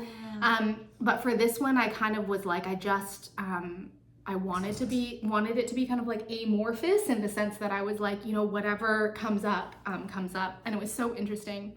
And I do believe that this is, because Sally and her teachings were like really with me, and her passing, it was like, these were wishes that I made for me. And here, these were also wishes of my own personal intention. And by the time I got to the second half of the set of baubles, it was like, I no longer want to or like need to wish for myself. Like now the wishes are for other people, and for like, it ended up really being a wish for us all to see the light and be the light and like own our light. Like that's really what happened in the process. And I really believe that, I didn't set out to do that. It just sort of like happened along the way. So I love this shawl, and we love this shawl so much that we are gonna invite you to Fleur Along with us. So this is our KAL that we're starting now. I mean, people have already started it. It all counts. It all counts. You can start it whenever, and we're gonna run it until the winter solstice. And so the invitation is, if you would like to knit your own fleur shawl, to knit your own fleur shawl. And then my added invitation is to say, if you feel so called to, let this shawl be a special shawl. Yes, I love that. In your own way, like make it special for you, whatever that looks like, right? It doesn't have to look like associating it with a goddess, or having an archetype, or like making wishes on your baubles, although I feel like this is the knit that I will be knitting forevermore, making wishes on baubles.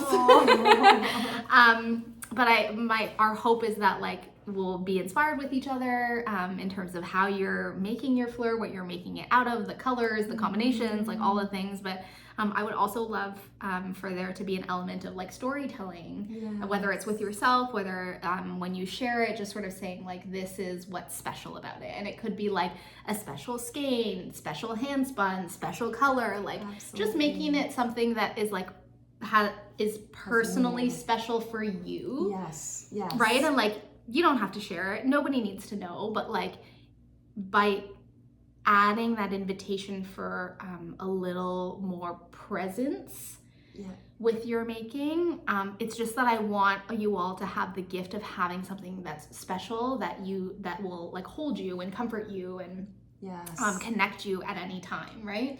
Because this is actually like how you know, we love oracle cards. We love working with that. I also feel like my shawl wall is a set of oracle cards. Like what do what do I need today? Like what a little extra do I need? Do I need comfort? Do I need excitement? Do I need some whale energy? Do I need like the sun? Do I need the stars? And like that's, you know, I'm in a lot of shawls and they all have, there's something again about that shawl project that like always ends up having meaning for me. And so what I end up having is like a portable set of support at any time. And I just like wish for everybody to maybe have a little glimpse, a little moment of that in your own way. So that's the invitation. Can I say, as a person who, well, for anybody who feels like they resonate with my kind of energy, and like I find sometimes when, like, this is reminding me of times where people would like have a journal prompt, and my first instincts, not every time, but a lot of times will be like, oh, I don't know, you know, like, well, you know, like, and sometimes I don't do it because of that. But the times that I have actually pushed through that and done it, I'm so blessed from it. Like, it's like, oh my God, thank you, person who suggested that I do, like my immediate, so if you're out there going, well, maybe I will, but I don't know, like, you know, that seems like a lot of work, like, because that's how I can be, you know, I really will say that I'm going to do this, or at least try. And I think it's going to be like really, like, these offerings that you give are really, really beautiful gifts. And I'm going to take it, and I hope that others, even if you're like me, that maybe you do it in this one case. Again, you don't have to tell us, it's not part of anything, but like any prizes or anything, but you know, just like maybe try it and see what happens when you are open to that. Yeah.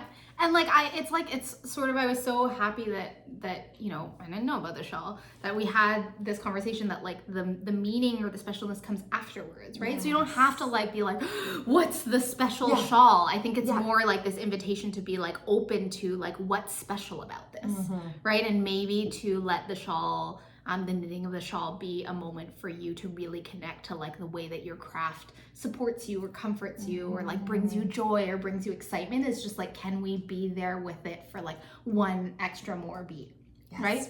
And I really do think that this is the perfect shawl for that, because it's kind of like, it's like we've talked about, it was so fun to knit, because it's just this like comforting meditative garter, and then there are these pauses. Right, there's the pauses for the baubles. And I remember there was a part of me when I saw the shawl and I was like, I must have it because my eyes are like I love it so much. I was like, oh, but the baubles. But I was like, we get to choose. That's right. Right, like we get to choose, in some ways we get to choose the meaning that we assign to things. And I can either look at the bauble row as a slog, or I can look at the bauble row as like this like delightful, wonderful sort of thing. Do you know that this morning, and I'm not going to get it right because it just like passed, but something in this morning on Instagram, somebody had posted something like, the quote was that perspective like basically your perspective determines your experience, right? Like that idea of like, yeah, the baubles are the baubles. Like they are a specific thing that you have to do. How you see doing those baubles will change according to the energy you come in with.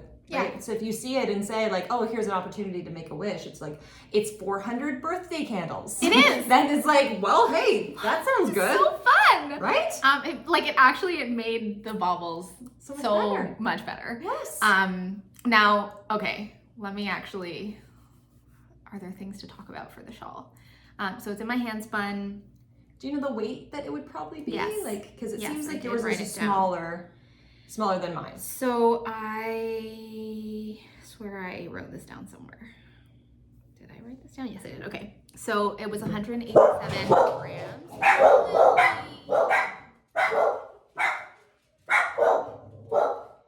come here. Can you show me what? Come here. Come show me. Actually, if the kids are, I don't even know if the kids are here. I actually don't know where my children are right now. There we go. But if they're here, they're usually like downstairs, like shh, not making noise. But I think there's just like, just here and there a movement in the house, bump. And then she's like, watch out! Watch out! There are pause makers. They're like, yeah. Stop rambling, pause, think about what it is that you want to say. If only we listened. We're like, back in 187 grams of the BFL fiber. And I, shocker, made no modifications to the pattern. What? Because it's perfect. It is perfect. I knit it on size 7 needles because I would say that my handspun was quite, I don't know, I would say it was like somewhere between fingering and sport, and I wasn't holding it with mohair. So in the pattern suggests, one of the versions of the pattern suggests a fingering with a mohair. Yeah. And then you're knitting it on, in the pattern it's like US 8s, but I'm a really loose knitter. So I just went down to 7s. Oh no, I did make a modification.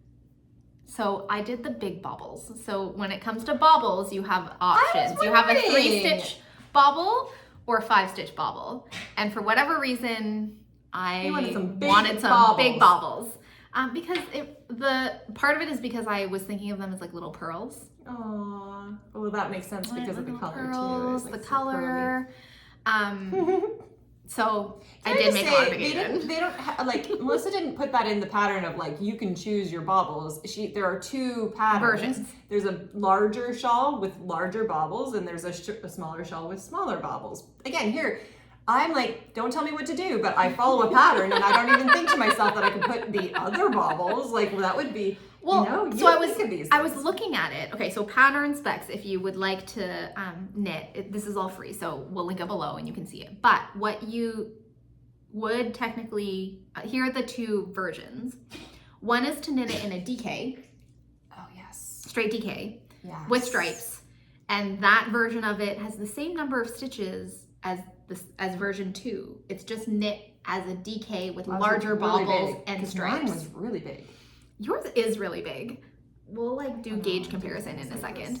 And then version 2, which is what Carmen knit, what I also knit, is you need 2 skeins or around 800 yards of fingering, held with, again, 2 skeins of mohair. So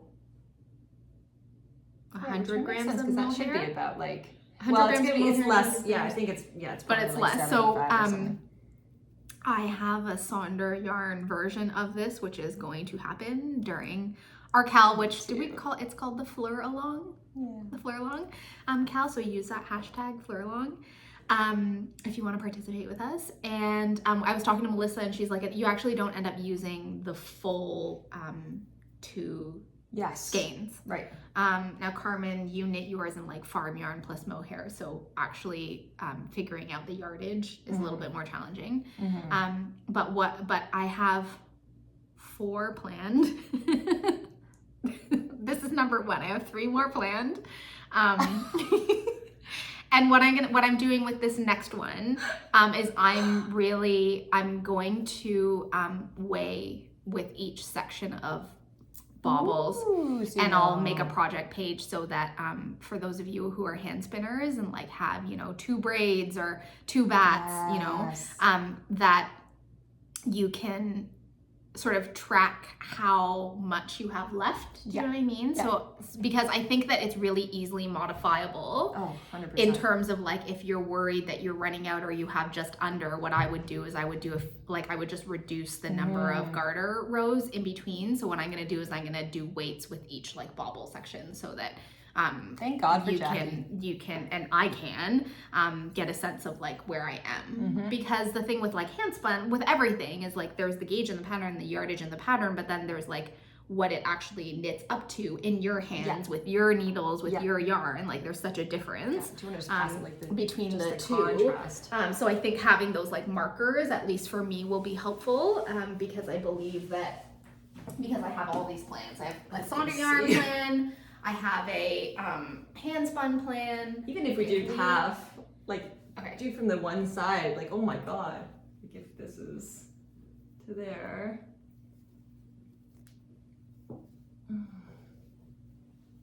So, oh yeah, so your half is checking.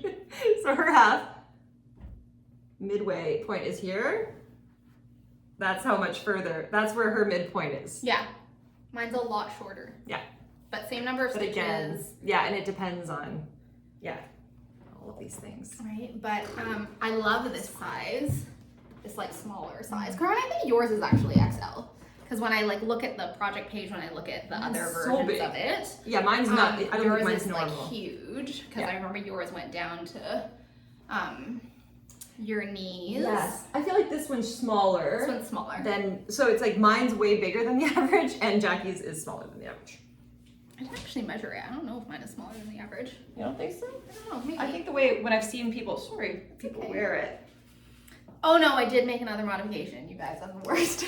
So I slipped, I did like a one, I slipped at the first and, no, the last stitch of each row with the yarn in back to kind of get this like one stitch I-cord. And it's interesting because I think, because I did that, I think it created a tighter edge. Do you see how mine curl? Yeah, for sure. I kind of love how it curls.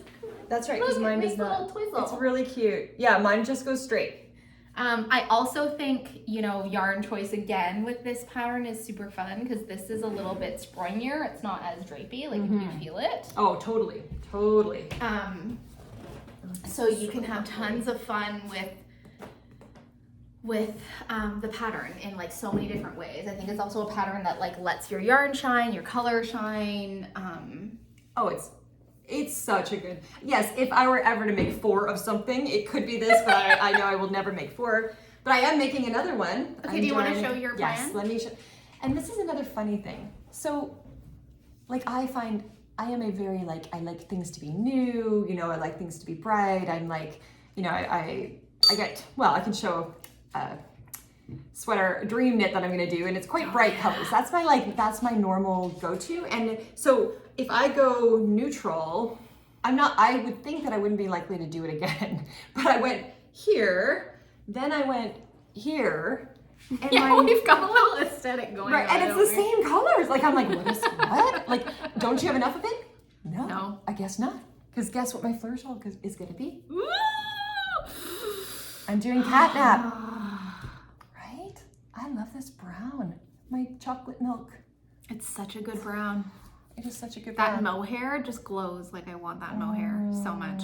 I know. Love mohair. And it's if you buy it through Sonder, so the one it was written for is their Grace line. So that's 75% merino, 15% cashmere, and 10% silk. That base is so luscious. And the mohair is so, can you guys see the glow? Yeah. The glow is ridiculous. Like the gold underneath it. It's just so beautiful. So I have the Grace for that, and I'm waiting for the mohair because Melissa's on vacation and they're out of the color that I want. But so I'm gonna do a Sonder yarn version, and then I'm gonna do a Newton version, of course, and then I've already cast on my second one. Whip. So the other thing that I want to say is like, Carmen, you're such an inspiration because after that episode went live, like I have seen so many fleurs popping up. Oh, like there are so many people who have knit a fleur once they still. It's kind of like it is a beautiful one. It's so beautiful. Like this is such a beautiful version, and I've been like seeing them all pop up, and it's been so fun to watch. So for those of you who were fast on the needles and like saw the shawl, cast on the shawl, and have already completed the shawl, you are free to enter. Oh yeah, you're part of it. You're part of it. Absolutely. Maybe you want to do another one, but this one I'm doing with mohair because. As you guys know, I'm having a love affair with mohair. Yeah, me too. And also, I loved that shawl so much that I was like, I want a version of it that's, because I love this, and it's drapey, but it's also like squishy and And super warm. Springy. Yes, it is springy. This is just gonna. And that's just straight You drape. can just see that. So I wanted a straight drape version, and so I've cast on a straight drape version. So how about ritual things? This was a birthday cast on. So aren't we also just so happy that Jackie was born? I love. Thank you. Happy birthday. So I was very, very lucky. I spent my birthday in Paris, and in Paris, I went to there are so many yarn shops in Paris. Fashion. But one of the ones that I went to was called Lil Weasel. And this was my birthday purchase. Like, how gorgeous is this mohair? It's so beautiful. It's so beautiful. I am obsessed with it. Can you read this? Because my French is terrible and you have more French than me. I don't know. Créature de Narre? So I Google translated this, and this translate as swamp creatures, which I love. I don't know. Like, Beautiful is swamp this not creatures. the most beautiful mohair you have ever seen? It is so beautiful. Like, this is like neutral pink. Like, it's just, I'm really into iridescent these days. And I think there's a quality of mohair that has that like shiny iridescence. So I just like, this was like, I walked into the store and there was so much yarn and I was like, that one. And I just grabbed one and I was like, do you have a second skein? And so they had 2 left. And so this was like my birthday purchase. Beautiful. And my goodness, what color do you think this is gonna come out when you knit it?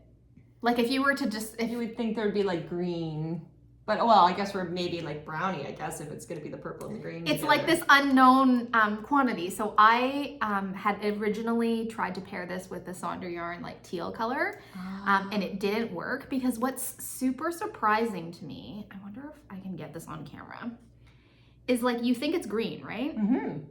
But the of the mohair is like champagne color. Do you see? I do. So like oddly in the skein, I was like, this is gonna be green. But then when I started to like pair it with things, I was swatching and pairing it with like. Nope. We're not doing that. And greens and teals. And it was creating a really intense marl because of the the silk champagne. core. Come here, guys. So what I settled on Nope. Pizza? No. is this. Ugh. I'm gonna hold these 2 together. That's a really good sound. So this is super special skein of yarn. This is Canadian farm yarn that I bought from, that is a, wait, let me do math, 65% Gotland I was gonna say it's got and Gotland for 35% Tussa silk. And what I don't know if you can appreciate is the Tussa silk that they mixed it with is this like golden color. Like, I don't think you can see it in the skein, but in certain lights, I see it with this reads little like nap, right? golden. This? Yeah, Right. here. Where's the nap? Wow. Right, Tussa silk. And so I thought, oh, these are gonna play well together because their like secret silk core is actually the same. That's right. I was so excited when I. Now I need to. You want to see the color? right? Knit Please. something. Do you want to see the color? Yeah, we need to. It see is so good. I'm obsessed with this color. I'm obsessed with it. Look. Oh. I don't even think it's coming out on camera. I as know. I have gorgeous to as see it it this actually way. is. Oh my god. Yes. Oh wow, you do. There's like, and as you change it, it's iridescent. It's so Because iridescent. It's like it looks. That'll look gray, and then you turn it, and it's green and yellow and gold. And it's purple. Whew. Wow. I love it. I love it. Oh, it's so What pretty. color do you see? What color does it look like for you? Like, and this is my ideas. Like, I believe that this is going to be a Fleur Shawl that goes with everything because I do think literally all the colors are in it. Yeah. And it's a nice just contrast to the, Yes. you know, oh my God. Because See, if you put ultimately it it's here, gray, you see which will go with everything, and then you got There's all like of the pops flavors of everything inside it. of it. Yep. So that's Fleur number 2. Which, like, it's literally taking all of my self-control to not be knitting this constantly. Because I have so many whips. I have so many tiny toothpick knit whips. And you know, I just want to be knitting this. That's what I did. Because the color changing yarn, like there's something, like color is so fun. I know. Well, color is like, fun, what does it look but like there's and a what pop is tactile coming. difference too, or like tactile like enjoyment. Well, this was my attempt to recate this, which was a Gotland BFL, and I love Gotland. Gotland is like, I love it so much, and I was like, okay, these special skeins. How shiny that silk is. And, well, Gotland's so shiny, and then you add the silk. Like, woo. Fleur number 2, Swamp Creature Fleur. I like it. Swamp Creature. Yeah. Swamp Creature Fleur. Swamp Creature Fleur. Wow, Jackie. Gorgeous. Yeah. Yeah. Oh, so we should say, surprise. Wait, there's 2 things. There's 2 things. There's many prizes. Yeah. But, let's talk about the KAL. Yeah. Did I not talk about? Okay. Well, we talked about the KAL, but then we didn't tell what we were going to give for it. So for the Fleuralong, it ends on winter solstice, and we will have a giveaway on winter solstice for the Fleur. But we are gonna give something away at the beginning, right now. That's right. Sorry, because I was like, but no, that didn't work because we were supposed to knit it. Okay. So thank God for Jackie. We are going to give away 2 skeins of really, really special fingering yarn to start you off on your Fleuralong. So do you want to talk a little bit about that? Yes. So this was some yarn I got a while ago from Luddite yarn. So this is a Canadian maker. Saskatchewan, I think, right? Saskatchewan. Kalea. The Luddite. The We'll Luddite. link everything below. Yes. This is Fin wool, 100% Fin wool. It's a very light fingering, so 450 meters, 500 yards per 100 grams. It's a single ply, and these are thin sheep that roam through the grounds, I think, of the mounted police or something at Fort Saskatchewan. Oh, sorry, Fort Saskatchewan, Alberta. So it's not Saskatchewan, Fort Saskatchewan. Alberta. That's confusing. But Fort Saskatchewan, Alberta. So these are happy sheep that are well known in the community, and they just roam. They get to do their thing. And you can see it's very similar. We were trying to kind of think of what could we do that would be similar to the one that I made, which also came from this color family. Yeah, exactly. Canadian wool. And then we were going through the mohairs and making we were well, what would work best and all this, and we realized that we don't want to choose the mohair for you because that's not the whole thing, but that is such a big part, and you can see what a difference the mohair will make. Or if you want to use mohair, right? Or if you want to use alpaca, you can hold it with whatever, right? Exactly. Or just leave it as it is and just have an incredibly almost full out lacy weight one. So we're gonna give that away. I look to you because we have a plan, right? As soon. Oh, this is the one we're doing. Yeah. So we are just for a second. I love Jackie for so many reasons, but I'm gonna name another one because she's already knowing what she's about to say here. She's gonna tell us. She already knows I do not know. And she doesn't interrupt. She just waits for me to go with the right, and you're like, and then I stop, and then she comes in and tells I interrupt us you sometimes. I'm like, sometimes you have to. Here we're going. But so we are gonna be both of us are traveling in August, so it's gonna be a while before our next episode. And I don't know about you, but when someone launches a KAL or I see something that I really wanted it, I get really excited about it, and I want it on my needles now. So we're gonna give this away in the hopes that maybe you want the Fleur Shawl on your needles.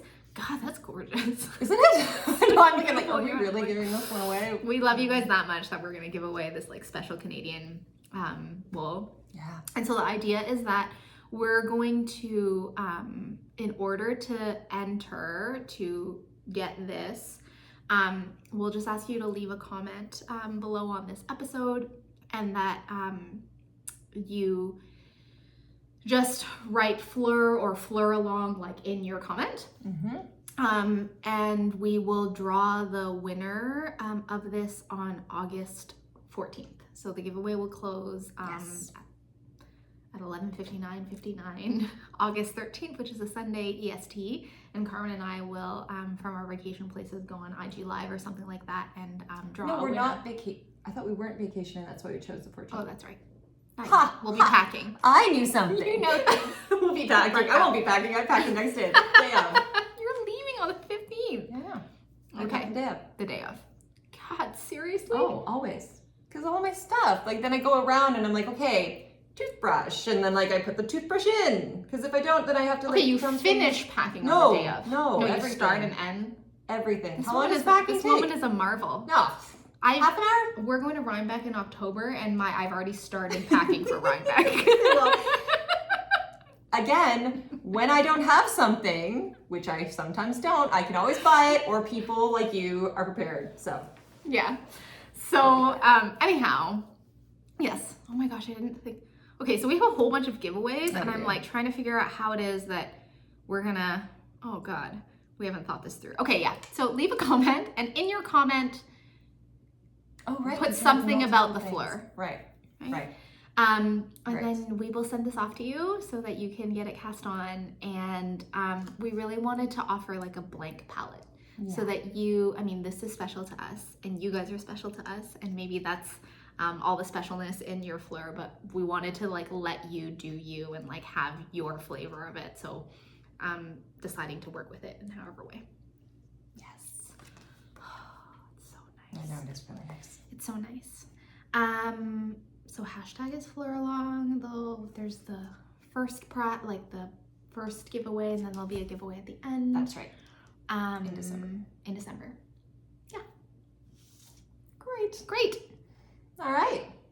What's next? What is next? I have just I could tell my little thing. So Your little thing. it's little. I needed a little palette cleanser and I didn't finish. I was almost finished this morning, but I didn't. Anyway, so we had this tour de fleece, right? And I'm spinning. Sorry. So I'm spinning a lot of wool for the tour de fleece, and as I'm doing it, I'm thinking always about like making things, right? And and Jackie's been spinning or like knitting with her hand spun, and I'm like, I just have not gotten to do it yet because I've just always got another thing to spin or another thing to knit and all this. So I was like, just a couple days ago, I was like, I'm just gonna cast on. I'm knitting with my hand spun, okay? Actually, you know what? I'll show you the actual skein. 1 sec. Oh my God, it's so beautiful. You guys, it's so good. It's so good. And this is also another example of me not understanding how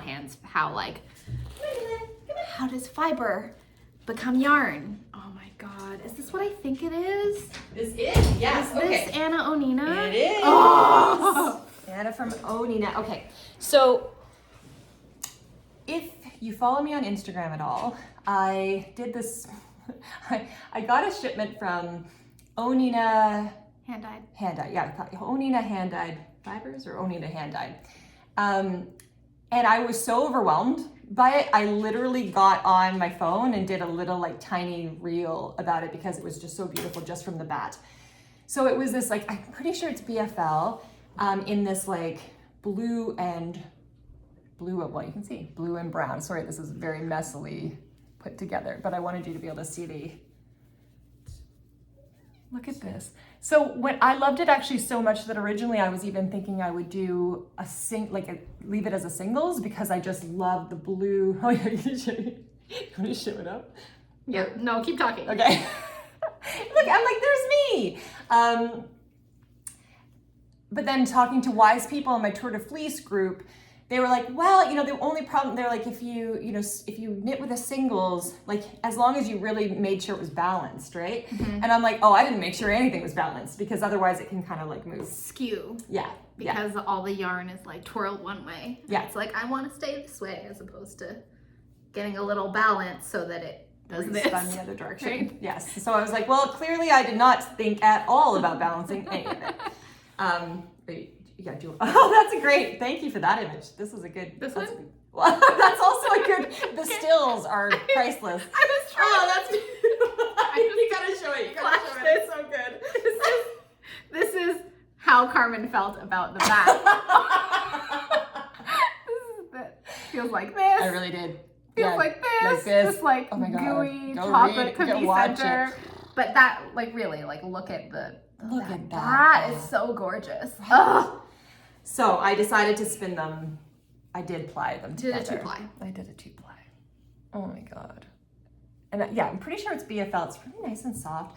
Isn't it so cool how the color comes out? Yes. So Oh my God, pretty. it's so Oh, pretty. like I've got like dog hair in here too.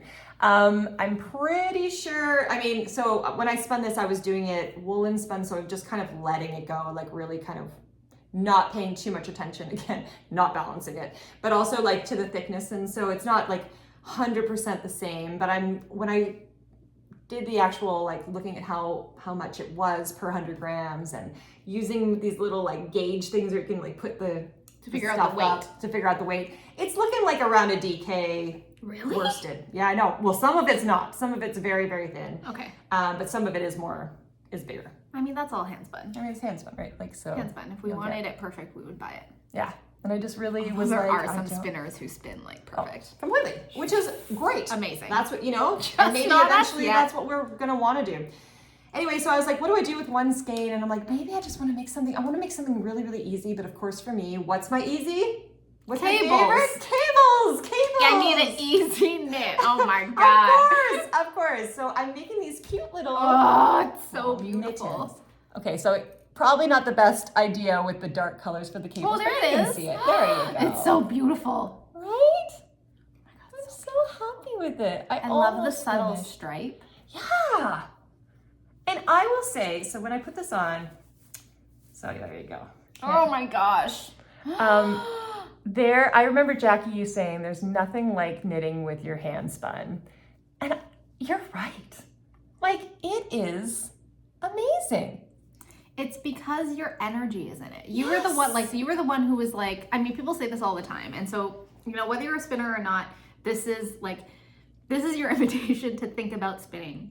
Because if you're somebody who knits and your knitting is like an energetic experience, spinning is just like prolongs that, that journey. But almost more so because you're literally putting energy in. Like, it's like you are trapping energy inside of your, so yeah, it's just, I think this was the one actually I plied, I'm pretty sure I plied this, yes, I was watching Game of Thrones. So I was laughing, that was part of the reason also it was very like up and down, like width, like thickness wise, because it would be like, I'm just like, sometimes I was like, oh my God, what do you mean that just happened?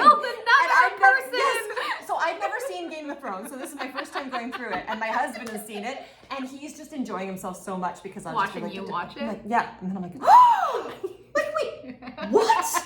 He's like, I know, and I'm like, that kid, what? Yeah. Anyway, so probably up and down, but I mean, I just want to say, like, you know, it's not perfect, but when you actually go and do it, like, look at that, looks fine. Okay, wait. What? Your spinning is near perfect. No, it is not. No, it's up and down. It is totally near perfect. It is so good. Oh my gosh. But it's so beautiful. These yes. are so cute. I have a little marker in the thing. In the thumb? A bit, like, yeah. Oh. Oh, look at your tiny hands. It would be all done. I do have very small hands. There are warmers. There are warmers. When I used to work in the operating room, my left hand and my right hand are different sized, and one of them was like, I mean, I didn't always get the right glove, but like they had to go in the like the child special order extra small size glove. Adorable. Drawer for my surgical gloves. That's adorable. They're so gorgeous. I'm really happy, and you know, and here I am, like just knitting along and making something, and I'm gonna wear them. I actually keep debating whether I want to finish it as a mitten or maybe just keep it as a. Like I could just finish it right now. I could do it right here. You could just switch to ribbing right now. Yep, just stick her in there. What's the pattern? Oh yes, thank you. Pattern? Where did I put it? Right here. Oh, it's okay. Sorry, babe. This does not look DK weight to me. It Like depends. Sport maybe. Well, I know, but it's an Aran pattern. No, worsted weight for worsted weight. I mean, obviously these are going to be thinner. Anyway, oh, and I just love how, this is honestly me. Like, I just bring things everywhere. Like, I don't take care. It's a well-worn pattern. Yeah. Well worn. I just printed it off. I like when I cast this on. This is me. I just bring things. So, it's called the... Okay, now hold on a second. Are we going to think that this is Swedish? If this was Swedish, I'm trying to remember my Swedish. No, I don't know the SY. I don't think it is. I'm going to go with Sydänmaa Mittens. Look how pretty. I think this is a free pattern. I'm pretty sure. Free pattern. Oh God, by what? Oh, here we go. No, the person's name. I got it. Keep talking. Ah, Jackie, thank you. I just was like, what can I make? And then I saw this and I'm like, look how cute and nice. I just love a cable. I love a cable. Your comfort knits are hysterical to me. They make me happy. They are free pattern. It is a free pattern. Oh, there we by, go. Oh no. Maybe we can just hold it By up. Hanna. I can't say her last name. Well, of course. Oh. We'll put We it in make the show notes. Yes, we So do. all this stuff is going to be available here. That's the pattern. Yeah. Who are these amazing people, you know? That like Melissa, Hannah, like you just go and make beautiful things and give it for free. Oh my gosh! Every single pattern, of which there are lots of gorgeous ones, all of her patterns are free. Like, why are you so How wonderful? sweet. Like, you just want to, you talk about spreading light, right? Yeah. That's like, you brought light to my life. I'm so happy. This has been a great pattern. I've been 100% super easy to knit it. Super easy to knit. Jackie, they are so easy. They look so fancy, but really, I mean, are cables not. really are, like a cable is something that looks more complex than it is. Oh, But I bobbles are just way think harder it's than this. hysterical that you're like, oh wow, like You I need breather. a breather. I'm gonna cast on cable mittens. Look at all this shaping business on what I believe are fairly small needles in dark yarn in the middle of summer. Like, love you. Love you. To be fair, again, don't think through these things very well. I'm just like, I want this. I want to use this stuff. I want cables. Let's do it. And then there would be times I had to like shine a light because I couldn't see. But Well, actually, summer's the perfect time to knit with dark yarn because you actually have light That's to true. see with. that's true. Oh my Anyway, God, I'm they're very gorgeous. happy. I'm really, they're so lovely. I think I will leave them actually. I don't know if I will, because these are, because they're a lighter one, I probably will use them in that fall and spring kind of time where it's nice You're to have just your gonna stop and fingers. rib. I think I might. I don't Nice. know. I'm not sure.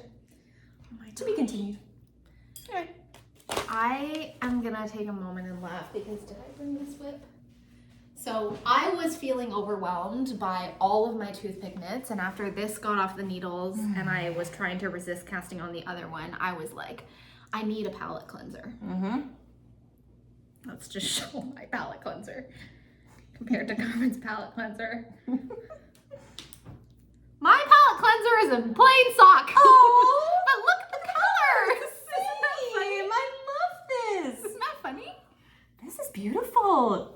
So this is hand spun? This is hand. No, it's not okay, I was gonna hand say spun. because if this is hand spun, I'd be like, are you around? Like what?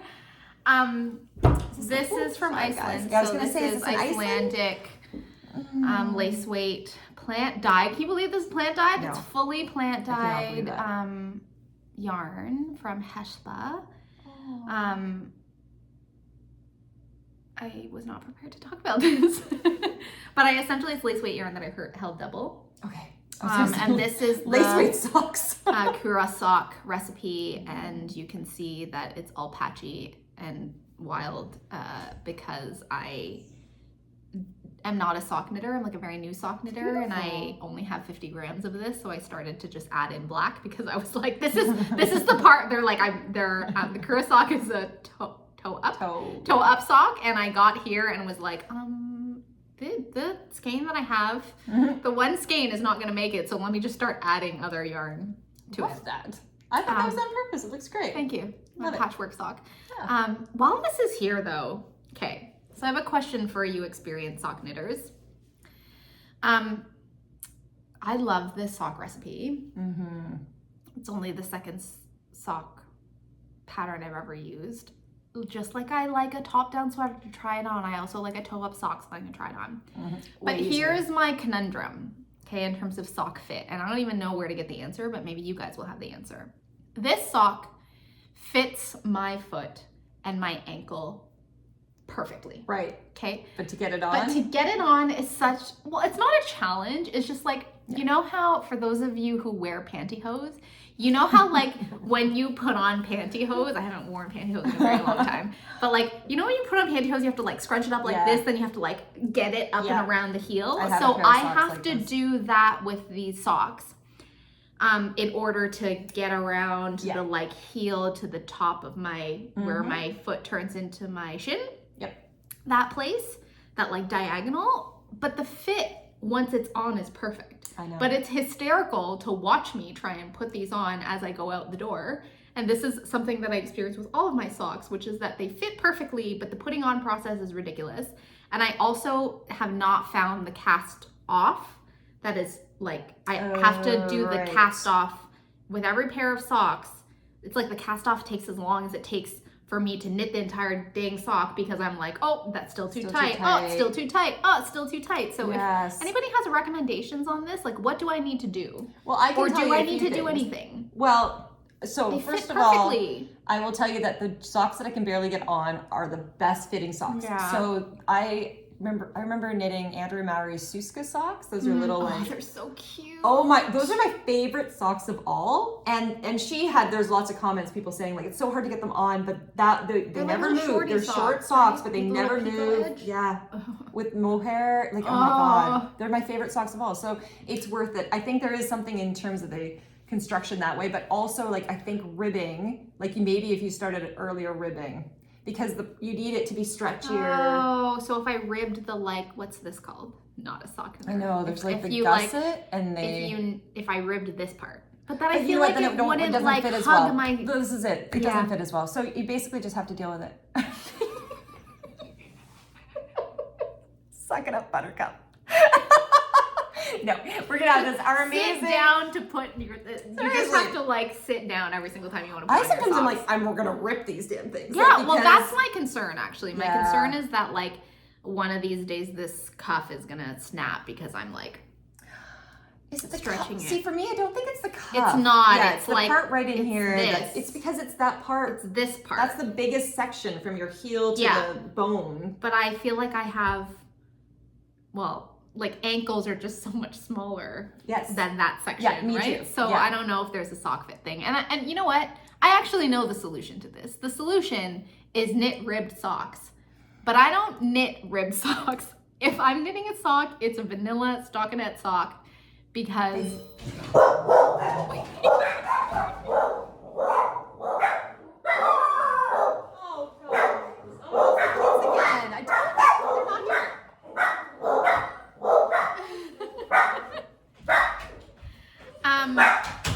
What I will say is that I am starting to get it with the socks. I understand why people are sock knitters now. Because they're incredibly satisfying knits. Oh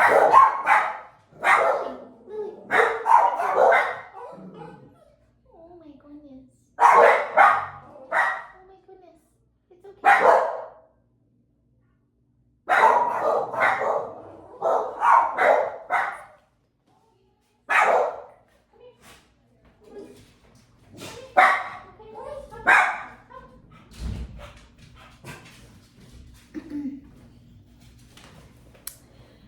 It's an incredibly satisfying knit, and also I feel like the next cast on for me for socks is going to be in my Handspun. It's just such a satisfying way to use like a teeny tiny skein. One skein project, so satisfying.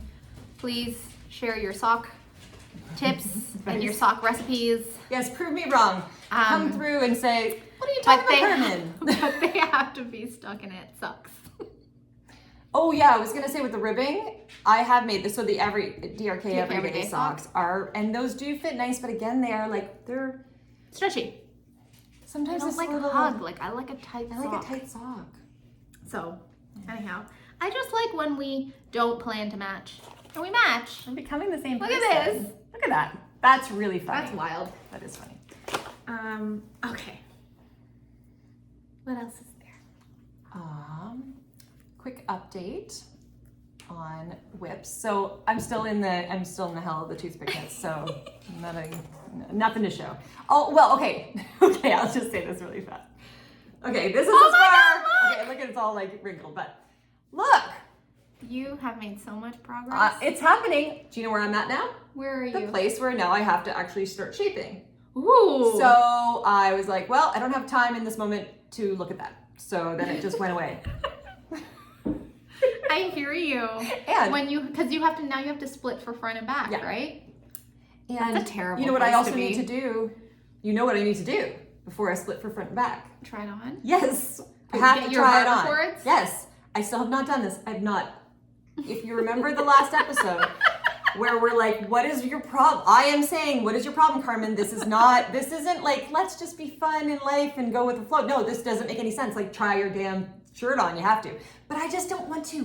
And I was talking with a client about this, like, I don't know if it's like, I've got like, ADHD tendencies. He does too. And it's like, it's not that I'm not worried. I'm worried. I know. I should be worried. I am not. But that's not what's holding me back.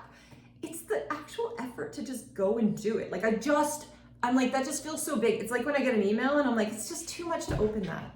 So then I end up with like 600 emails and I'm like, finally go through them all. But like, Which is always so impressive to me because I'm like, if I had 600 emails, I would never be able to go back. Like I could never tackle them. And you're like, I tackled them in one day. And I'm like, oh my God, this is the exact kind of tenacity that leads to like full-on cable knits. no, there's no other option. It's been a week. Like I have to live life. People have to be gotten back to. So I'm like, all right, here we go. See you in a week. Anyway, Look how beautiful it is. No, it will be. I think it will be. It's how all stretchy rainbow. is it? I think it's stretchy. Oh, it's so stretchy. Oh, you're fine. Like I was a little stressed for a moment. I mean, What's the bottom? That's the one that I'm the most worried about. But You're that's fine. That's gonna be okay, right? look at this. Ribbing is incredible. Oh my God, it keeps going. Oh, okay. All right. I think I just enabled you to not try it on. Now you know that it's fine. Actually, it's not even. That's not the reason. I have to make sure it's long enough. Before I start. So that's the piece. Anyway, so there you go. I said last time I was like, I'll be done this by the next episode, but no. Nope. And then I passed on. Remember, guys, there's not even anybody home. They're all gone. So now there's no reason for this. Come here. I had just done the ribbing of my Eurus sweater. Oh God. Okay, so sorry, that was the Chrysler top by Pernille Larson, which is through Knitting for Olive. All of this will be in the show notes. And then we're making Knitting for Olive pure silk in the colorway Lamb's Ear. I love this. It's really pretty. It's really lovely to knit, I have to say. Oh, now you like it. No. We were calling it, what would you call it? Toothpick hell doldrums. Yeah, doldrums of Toothpick hell. Yeah, it's horrendous. But the feel of the actual, like the silk, like that's a nice experience. And I like the fabric that's being created. I like how heavy it is. And like, is kind of amazing. And it's cool to the touch. Like you feel and you cool down just touching it, I think. Which we need. Was it last episode that I talked about the fact that I bought a whole bunch of silk? Yes. I hate it. See, I don't find it to be a pleasant knitting experience at all. I don't like that it doesn't stretch, but I feel like I don't mind this. I hate knitting with linen and cotton. Cotton is the worst. Cotton gives nothing, in my opinion. Like it's not even a nice feel. There's no give, and I hate no give. It's so but at least these ones skinny feel. though. So here's the thing. It's so skinny. It's like because we're on 2.75 millimeter needles. It's forever.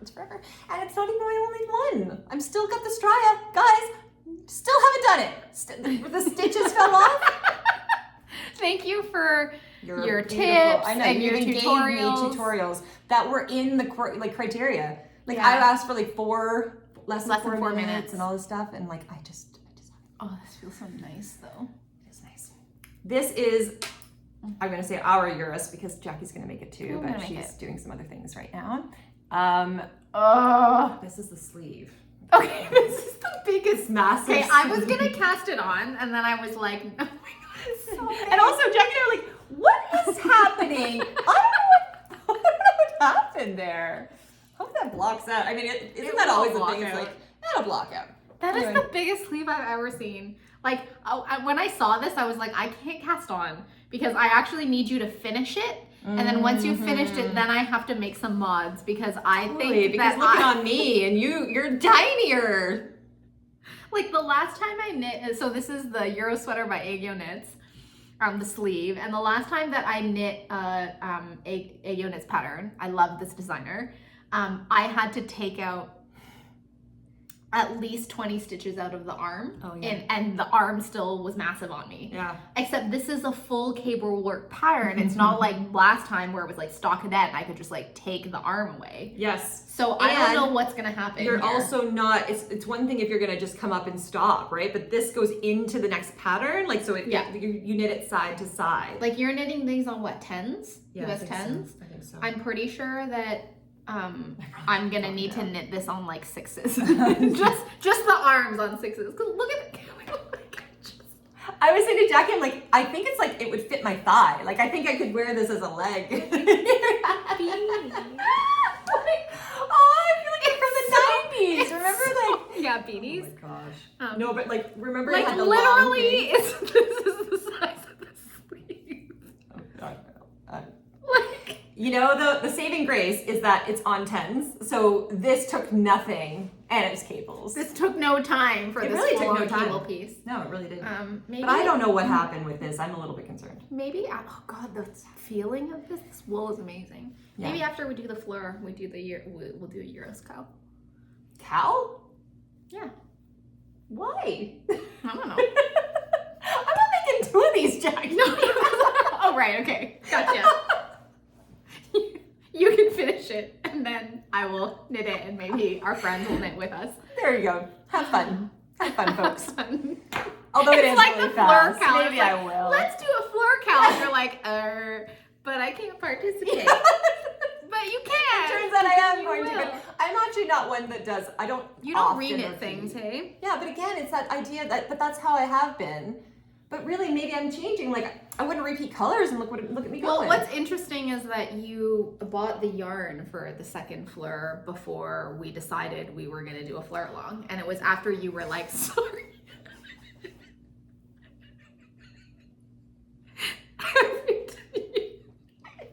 Usually, I know you don't. Usually, I'm looking at you, so I can do this. But here I was.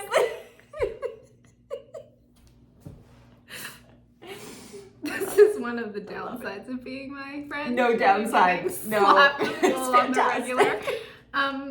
But you decided that you wanted a second one all by yourself. I did. And that's why we're running the Cal, because I was like, wait, you're Yes. doing one? And also I was like partway through Yes. this one, I was like, I will be casting another one on. So yes. let's do it together, friends. Let's do it together. Always. Yeah. Strength in numbers. Strength in numbers. There you go. Okay. Oh my gosh, it's 2 hours and 16 minutes. Okay, I have two more things only that I want to halfway. show. Only halfway. I have two more things that I want to show. Good. I have a whip Okay. and I have an FO. FO first. FO first? Okay. Okay. Oh, okay. I just saw earlier. I saw this, and I'm again like this. This is mine. This is mine. I don't know what is happening, how that came from her, but this is mine. Holy crap! Oh, it's even better. It's even better on. Oh, you didn't. I did. Is this? Yes, I did. Okay. She So always this gets things is- done. I'm like, I want to this make this, and then she is- gets it all done. Full-on sponge knitting influence moment. Oh my god. Oh my god. Are you ready? Are you ready? Shield your eyes, kids. Oh, this one doesn't have to be shielded. No? No. This No? is just full out beauty. Dun, dun, dun, dun. Look at you. Look at you. So Glorious. this is my, what's the Cal called? The 3-day weekender Cal. So this is That was 3 the days. weekender. No, it did not take me Okay. 3 days. It took way longer than that. This is Ah! No, Jackie. I think this is friendship ending. I'm sorry. You're never leaving with this. It's mine. I have It's mine. exactly another sweater's quantity of all of this yarn. Okay. Yes. So this is the modified. So this is influenced by Caddy Jack's knits. Caddy Jack's made me do it. And this is Andrea Mowry's Weekender, but hacked and modded. So for those of you who haven't heard about this, you probably heard about this. But Caitlin and Jackie are running a KAL that goes until Labor Day weekend, called the 3-day Weekender. And this KAL is like the thing that I'm like all about. It's like take the idea is that there's the Weekender pattern and that you modify it in some kind of way. I can't stop looking at you. Well, because I'm literally a neon sign. No, I can't. I'm in love. So I'm like, modify a pattern, knit it on That's up my alley. like big needles on a big gauge. Okay. When you see my whip, you will understand why it is that I was so happy to have this on the needles. But Oh my God. here it is. Oh my God. So let me talk about my mods before I get totally disorganized. So I knit the smallest size. I used the numbers for the smallest size and it came out because it's a larger gauge, which I'll put in the comments below. It came out to 44 inches this way. I cropped it. I basically did what Jackie did. I made That's always a good idea. long, extended the rib in the back, shorter rib in the front. And then I'm super proud of this. I added short rows to the back. Are there not normally short rows? No. Oh, So part of the reason masterfully. So part of the reason I have not knit this Weekender sweater, even though everything about it is like is me, is because of my struggles with this like pouchy thing that happens when there's a sweater without short rows. Yeah. So what I did is there is shoulder shaping in the pattern. Okay. And what I did is I repeated the shoulder shaping inside of the rib on the back panel. Okay. So if you see, like, the ribbing on the back is longer than the ribbing in the front, Yes, right? definitely. Yes. And so I just double shoulder shaped in order to, and look, no pouch. It's so good. And this is a masterpiece. So I'm still painting, guys. This is my thing now. I just am painting with the fluffs. Are those my mods? Yeah, and I did like an extra long arm. And then the turtleneck is my favorite totally Jackie, totally Jackie's thing. So I will be honest, I knit this turtleneck 3 times in order to kind of get it right. Cause I was like, oh, I'm just gonna knit it long. Nope. You can't just knit along. And then I was like, I'm going to change needle sizes to a larger gauge. No, but that didn't work either. So go into Jackie's project page and just do exactly what Jackie did. And then you'll end up with this cute little slouchy thing. Is this really, what if you can you really do this in 3 days? Because I want to do this No, in I 3 didn't days. it did not take me 3 days. Is it close to it? No. Cast this on now. No, because there's a good amount of ribbing. Like you look at the sweater and it is on big needles. You look at the sweater and you're like, it's just gonna fly off. And like it does move quickly. It definitely moves quicker than this. But there's a lot of ribbing. Yeah. There is a lot of ribbing and like ribbing just asks you to slow down. Yes. I love this 3 needle so bind off. I just wanted a fun summer sweater. Oh my God. So I want it. do you want to try it on now? Yes. I'm like actually in pain. I think this is worse than the sheep camp. I'm like, oh my God. This is worse than the sheep camp. My coveting is absolutely off the charts right now. Here you go. I just want you to talk about what it feels like. It's like a freaking, oh, it's so soft. It's so fluffy. It's like so warm and delectable. You know that, what was that I don't want to movie? eat it. What was that movie with the cute Oh. girl? Ah! I can't. Well, look at Oh my God, it's too see? short. I'd have to make it. Yeah, yours would have to make it a little bit longer. I feel like all of my sweaters go with your outfit today. Well, I mean, Oh a my white God, it dress, looks so right? good on you. Oh, this is happening. So, let me talk about yarn. What is this yarn? What is happening here? It's so soft. Okay. So, Jackie and Caitlin knit theirs in Leväniemi Big Birdie, which is not easy for us to get in Canada for a number of different reasons. although the palette is absolutely gorgeous. But thanks to this community and people sliding into our DMs, I have you a Canadian option. So this is from Bramble Ridge. This is Megan. This is her DK weight Surrey alpaca. And I held it. You're a master. With a strand of Surrey alpaca from Lily and Pine in the colorway Fresh. So this is called Minted. And this is Fresh, which has all this fun neon speckle. And like, this is perfect. But I wanted to have I wanted that tweedy look. I wanted the speckle, so I added this, and I feel like it has made the freshest, like minty teal happiness ever.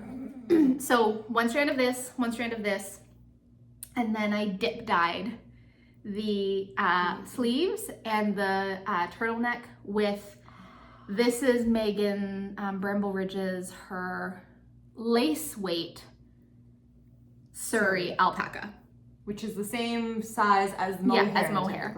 So I went in this dip dye. How I actually did it is that at the beginning I held this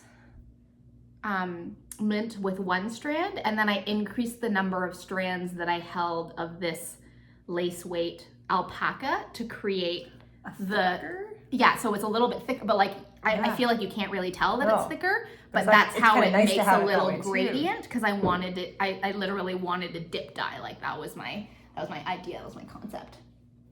So I do wonder whether, you know, the turtleneck looks really good folded down. If you look at Jackie and Caitlin's, like they're doing like a single strand of Big Birdie, which is much heavier weight than the DK Surrey.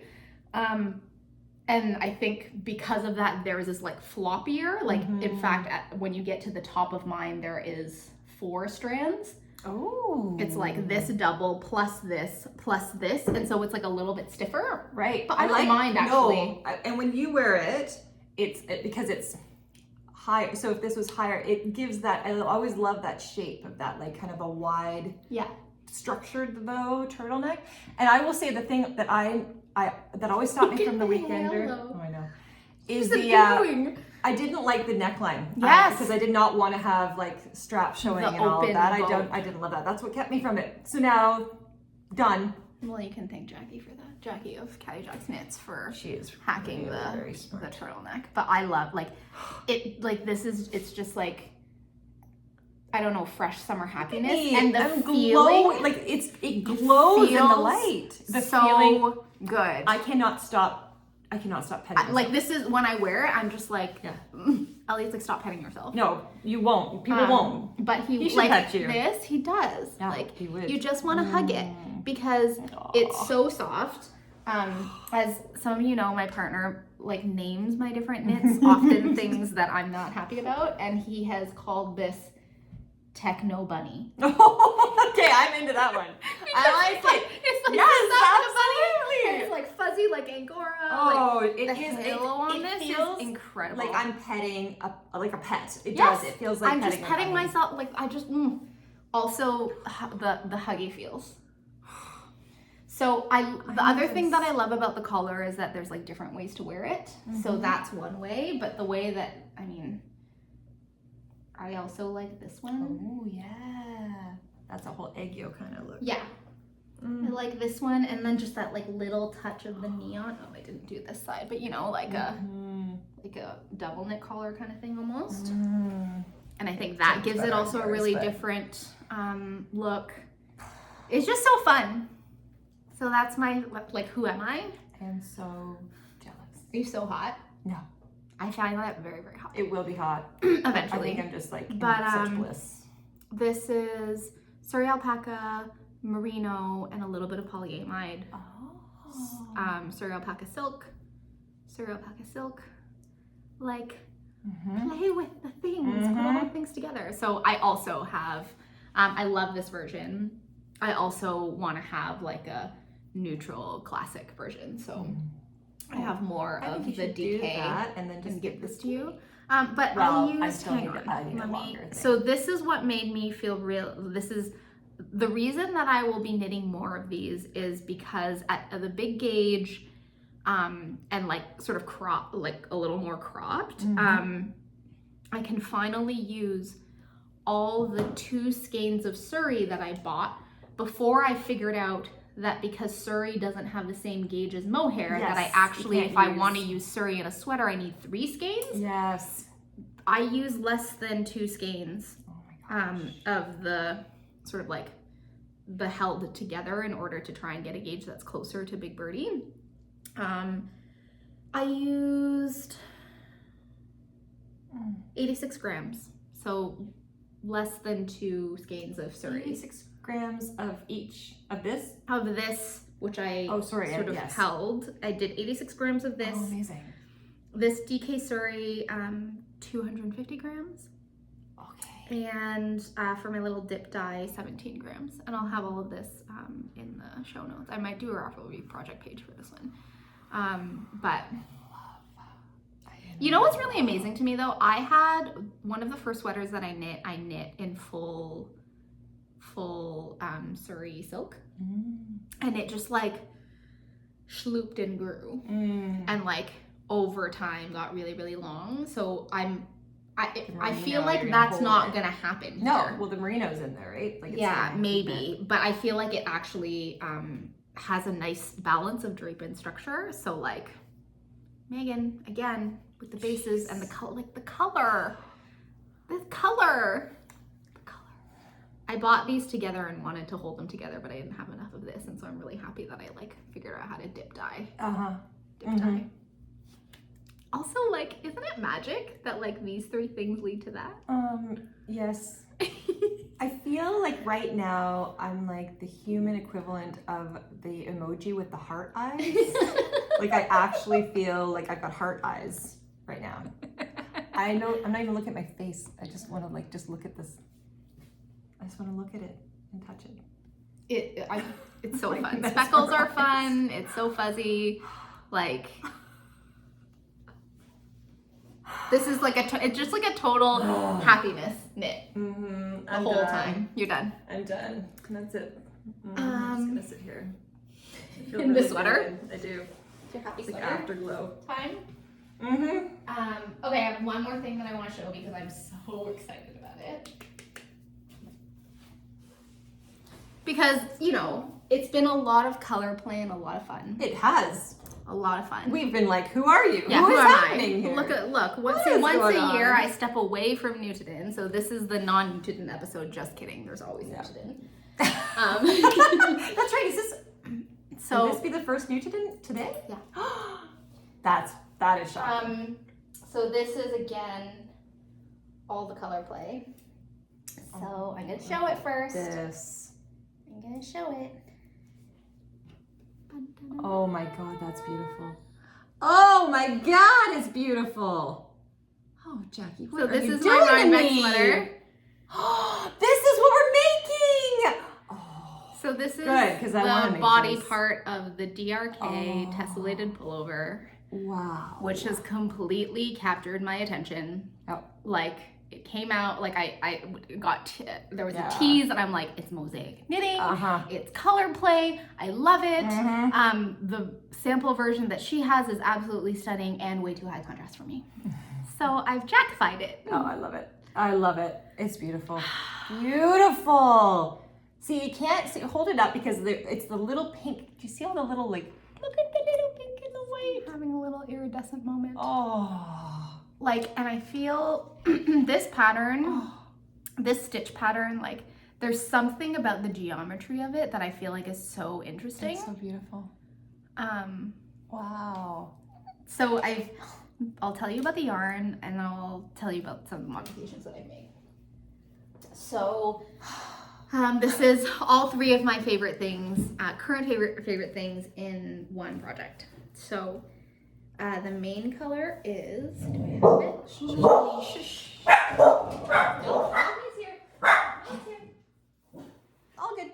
So the main color is Solvanda, which is one of my favorite Newtoden colorways. It's like this like goldy, it is the sun. It is this like bronzy, sunny, gray gorgeousness. And then, so there's a main color, there's a, in the pattern, there's like a color changing yarn color, which Yes. is spin cycle. And so I'm using some Handspun. Nice. Oh, look at how beautiful that looks all spun up. So this is a 2-ply of Gotland. So there's 1 ply is a Gotland single, and then the other one is Merino linen flax. Merino silk flax, which is my new favorite thing to spin. It's like spinning unicorn tails of magic. Ooh. Just like feel that. Yes. There's my Melly. So there's the color changing yarn. You guys go inside.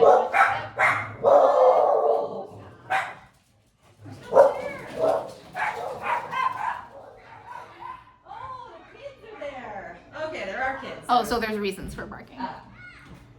And then in the pattern, they she also uses like a fluff. So either a strand of Surrey silk, or there's a strand of I think it's like a cashmere silk lace from Moondrake.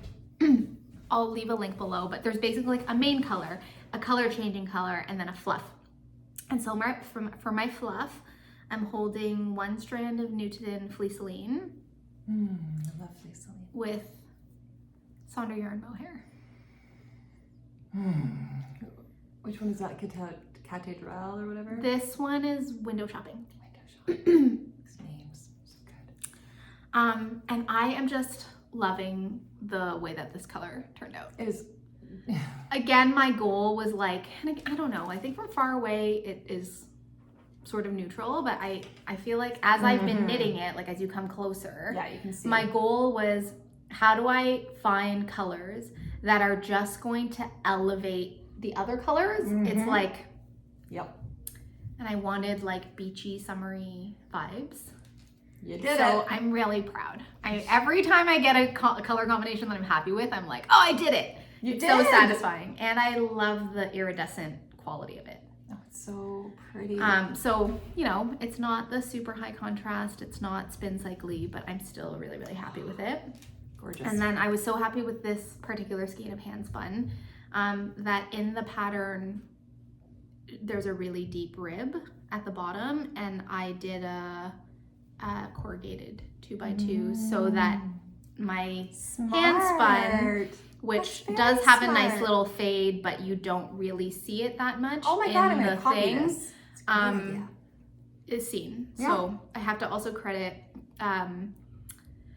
Lily from Curatorial Knits, because she's also knitting a tessellated, and she was the one who was like, corrugated rib would be so fun, and I was like, yes, because coming all the way full circle to this pressed flower pullover, I think for me, because I'm a little on the shorter side, petite side, a deep rib, I can't have something that's cropped that also has a deep rib. Okay. Like just in terms of like my torso proportion. Yeah, that makes sense. So I find that a deep rib on me, like it's just like your eye goes to the rib as opposed to the pattern stitch. So I did a provisional cast on, and then I knit down, and you'll see that I haven't actually cast it off yet, because this is a top down sweater knitter being forced to knit bottom up. She refuses. I refuse. I wanted something that was gonna sort of break up that really, I think, strong like band. I love it. Of the deep ribbing. I'm gonna do the same thing. I'm really happy at how you see the gradient in the Handspun. So I'm gonna switch all the ribs to corrugated ribs. Like there's a rib at the top and the rib on the hems. This is also another wonderfully meditative knit. However, I can't knit it at nighttime because my contrast is really low. Right. And I can't, like, you can, when you do the mosaic pattern stitch, it's nice to be able to read your, like, you don't actually need to look at the chart, but it's helpful to like read your knitting, and because everything's super low contrast. I'm like, I can't see. Yeah. But as you can tell, probably I'm knitting these on US size 3s. Just the excitement of seeing how the color is coming out has made me a monogamous knitter. Like, this is all I've been working on. I'm like, how's it gonna look? How's it gonna look? But similar to you, I'm now at the place where I have to split for front and back to do the yoke and the sleeves, which I'm not particularly excited about. Like I feel like the best part of this knit is already over.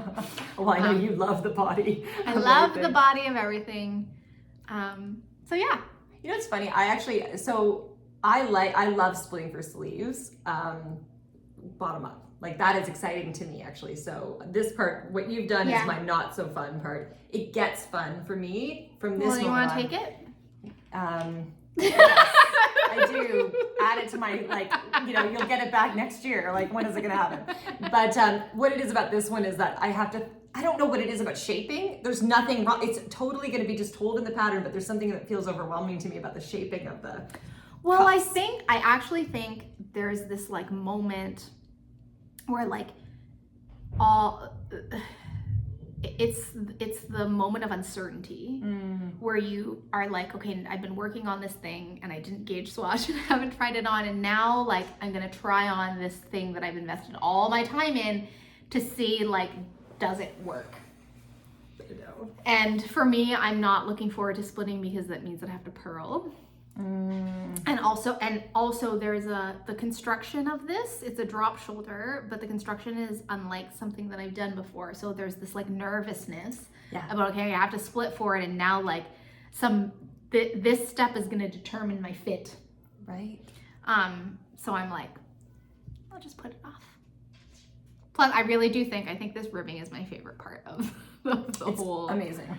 It really makes sense. Well, I don't know. I love that part, but I also love this too. Like these little, you know, like I love a moss stitch. I love a, like, you know, like kind of a pattern. This look works for me. I really love it.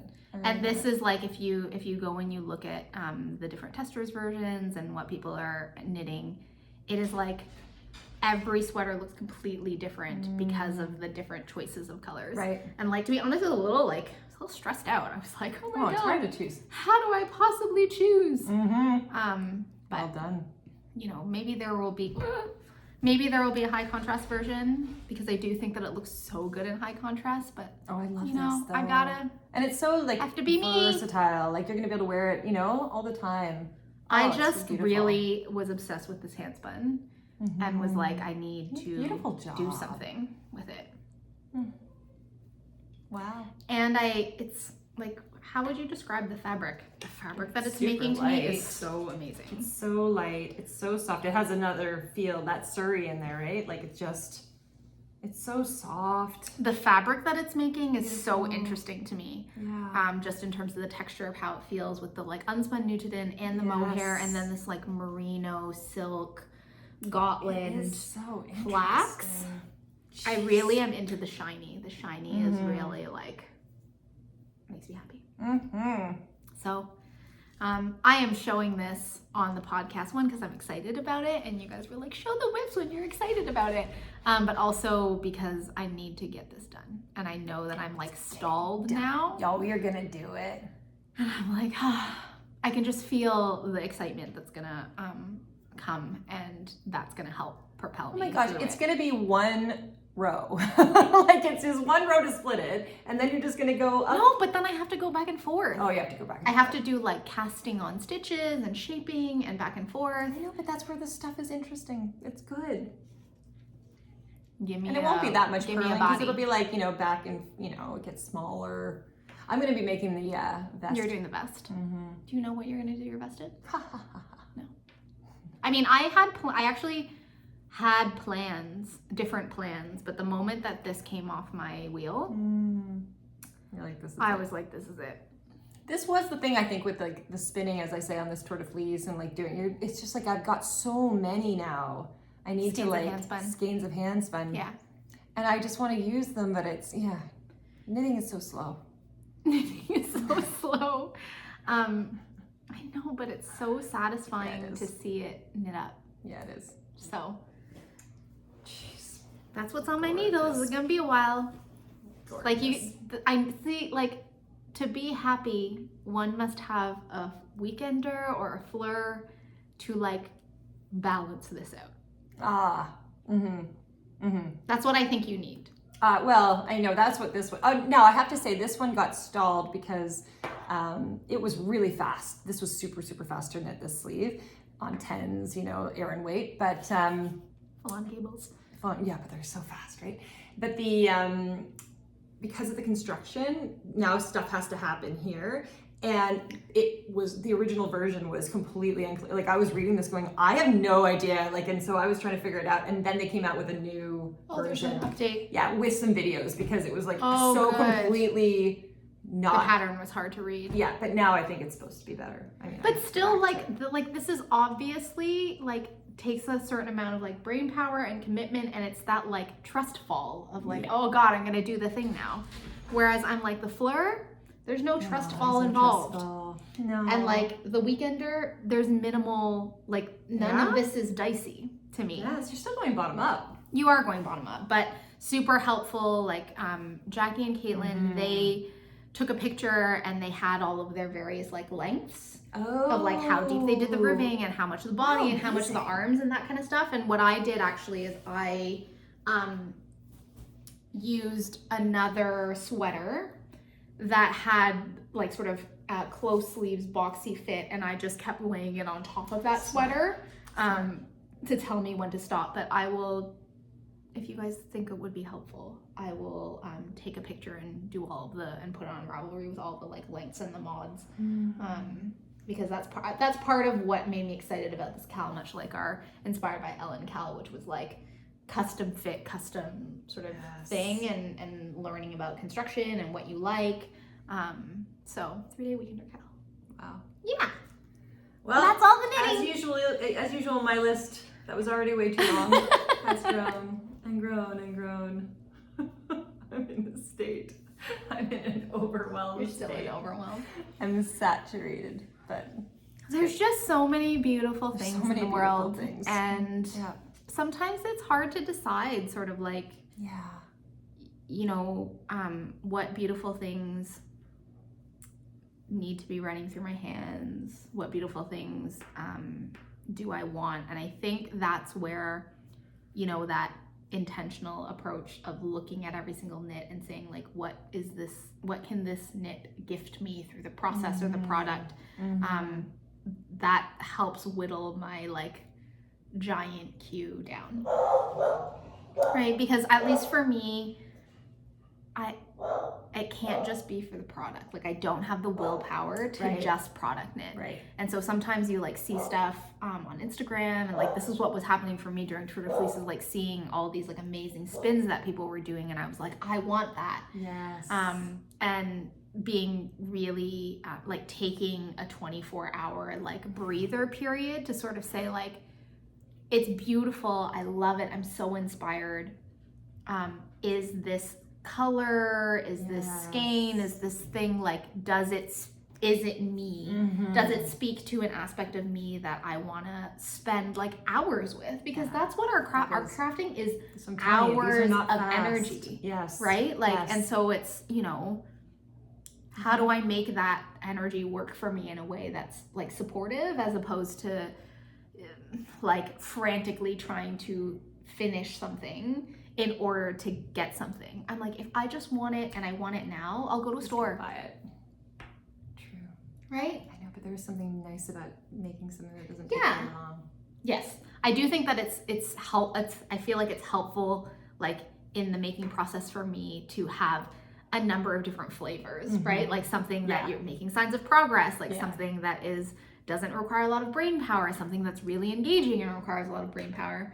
So I think I see your potential dream knitting. Yes. You want to show that? I'm looking at the time. Oh my God. Yes. Yeah. I feel like I'll show that next time. Yeah, we'll show it next time, because then we have to talk. Yeah. Yeah. But I look at that. I look at your dream knitting and I go, you need to cast this on or the Fleur on before you get to that. No, exactly. Like, because that's okay. I'll just show it, because if I was watching, if I was you, I'd be like, are you kidding me? Can you just show it? Just show me the damn thing.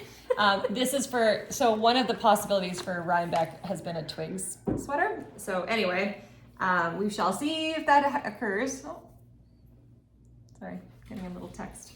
Color magic. So this will be, yes. I mean, okay, so again, Sonder yarn is just my just Sonder yarn everything.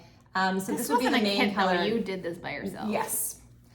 Well, yes, I did do it by myself, but also they had this sock set, which I have upstairs, that I loved. And then I wanted to try to make, I was like, I want my twigs to be that. So it's a twigs from Junko Okamoto. But they didn't have it in the right wool. And so Melissa and I were like chatting about it. So I'm pretty sure Melissa actually might have given, like, these are her suggestions. Because as I say, she's a genius. So that would be the main color. And then these would be my contrast colors, which I think is very beautiful. It's so beautiful. I'm just trying, I want to pull up a version of the twig sweater.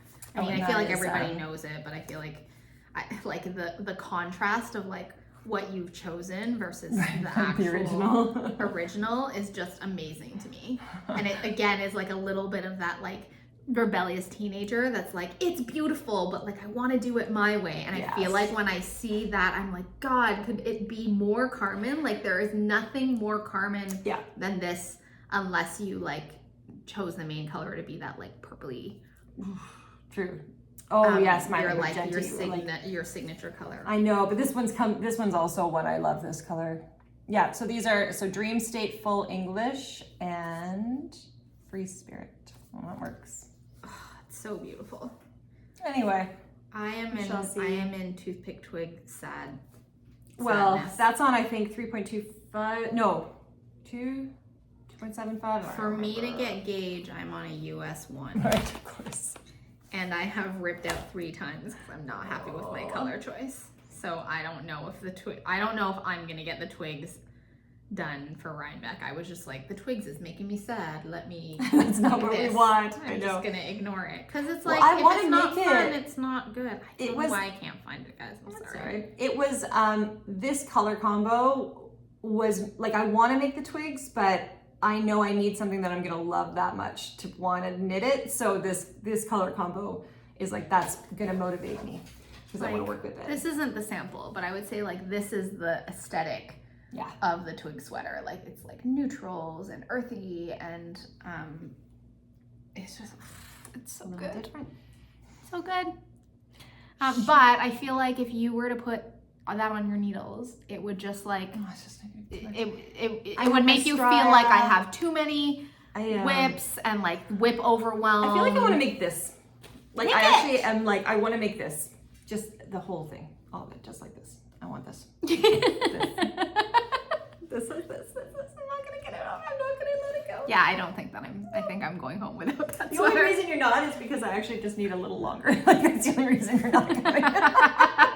Like you need a longer turtleneck. Yeah. Should we talk? Because so it's really, so and then I actually have a tea time. So shoot. Yeah, we gotta do it fast. About the giveaways. Yes. Okay. So we have a winner to announce. Yes, we do. From our fiber giveaway from our Spinter mission. Mm-hmm. Do you remember who? Diana. Where's my computer? Did I put it here? Oh my gosh, this is like the suspense if there are multiple Dianas here. Yes. Let's see. Our winner is... We're gonna do the MellyKnits Club. Diana Myers, 1481. Diana Myers, 1481. Congratulations. You have won fiber. Well, yes, because she didn't say whether she wanted Yeah, fiber or so a if handspun. you wanted to DM Carmen with which fiber choice you would like. We only have the fiber. Right, that's right. With fiber or handspun. Yeah, that was the because choice. that was the option. If so you're a getting spinner 200 or want to be a spinner, 200 grams of fiber from Hanna Rock Air. And if spinning is not in your happy land, let us know and we will gift you a skein of our handspun. So let us know what you want. Yay, Melly clap.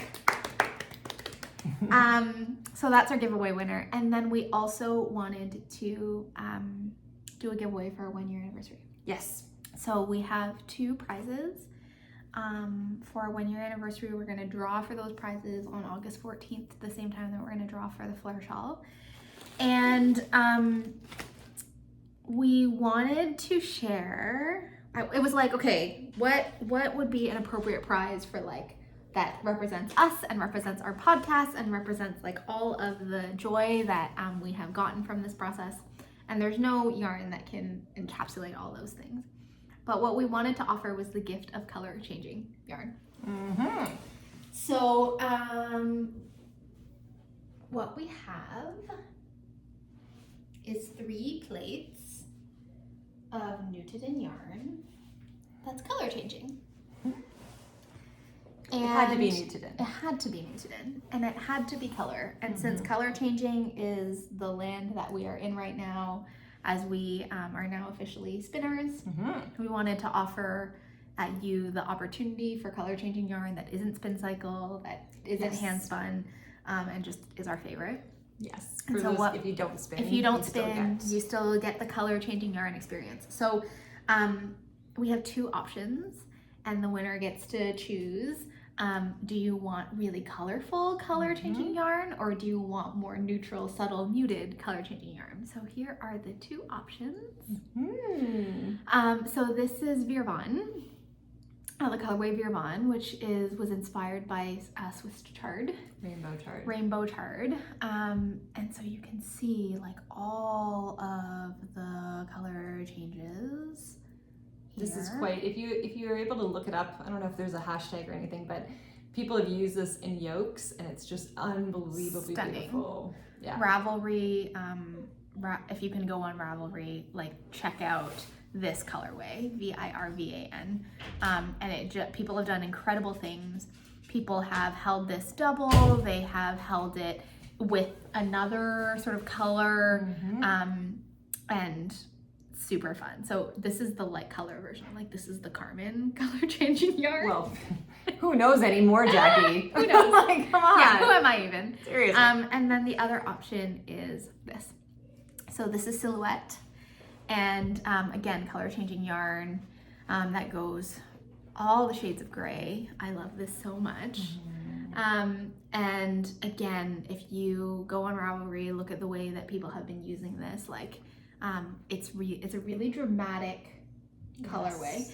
Whether you use it on its own or whether you hold it with something else, like I'm thinking like a faded weekender in this, like beautiful. So we're gonna give away 3 plates of either your choice, color, less color, color changing yarn. And then we're also going to give away, we're trying to spinfluence people, a braid of Megan's beautiful duck and a drop spindle. So for those of you who are wondering about spinning, like curious about spinning, here's your beginning spinner's kit. If you are a brand new spinner and you win this, we will also throw in like some practice fiber, like beginner friendly practice fiber for you to use with your drop spindle to get the sort of action of spinning and drafting. And then this is like the dessert that maybe you can work towards. So we're also going to give this away. So to enter, basically leave a comment below. Helpful for us in the comment if you sort of like let us know what it is that you're feeling drawn to, what it is that you're excited about. Although whoever wins will contact you and have a conversation to kind of like let you pick your prize. Yes. So we've got people talking about the Fleur. Yes. And they're going to talk about this, like it could, so when they're commenting on the Fleur, that could still just be this, right? They're all going to be. Yeah. So we're going to draw the, we didn't think this through. We'll draw we're going to draw 3 winners and there are 3 prizes. And basically, if you let us know in your comment which you would like, then we can we'll know which one. Right. So if we were to, so let's say we pull up a winner and they've sent the Fleur, but Virvan is the thing, we've already given away the Fleur. Yeah. Would we do another winner? Like, would we redraw? We'll talk to them and see if they are interested in the other Are we doing prizes. this on live? Yeah, we are. All right, we'll get back to you. But we want to give you choices and we want to give you stuff. Just we haven't thought about how to administrate this properly. Yes. Like, okay, are we assuming that people won't want some of these, or like, could we just go? Well, I in think we'll order? draw 3 winners, Yeah, and just like do it. the First first one gets to pick what they want. It's helpful Oh, if you, right? first Like one the gets first to person pick gets what to they pick what they want. Second person gets to pick what they want, and so on. I like it. So here are your options. Here's what you could win. Like, who are we? Look at all the diversity. There is a lot of diversity. There's something for everybody in this, hopefully. So. All right. This is the longest episode we've ever had. Uh-huh. No. Huh? We've gone over 3 hours. We haven't? So now now we're like, okay, now we need like 2 more minutes to make it the longest episode ever. Oh my God, can you imagine we just sat here for 45 seconds just to make it 3 hours? Just to make it 3 hours? Technically it's not. So I don't not want to do that. We'll be back mid-August for a quick little draw. We'll have an episode for you in September after we've had some time to knit and been away and come back and be together and be in this space. Yes. And you know, I think we say this every time because we mean it every time. Yeah. We're so grateful for you. We're so grateful for how us putting ourselves out there in our chaos and a non-editing disorganization has brought you guys into our life and enriched us so much. Really, I think all the podcasters say like we receive so much. I feel like we receive so much more than what we put out. Absolutely. And so, you know, the giveaway is our little way of wanting to give back to you and to celebrate. I hope that you have gotten some good knitting done, that we've been us and all our crazy puppies have accompanied you through something, and that your craft is giving to you. Your craft is giving you the opportunity to like be you and lean into exactly who you are, this version, this iteration in this moment. And all of the information of everything we talked about will be in the show notes, will be on our Ravelry group, and we can't wait to see what you are making. Couldn't say it better.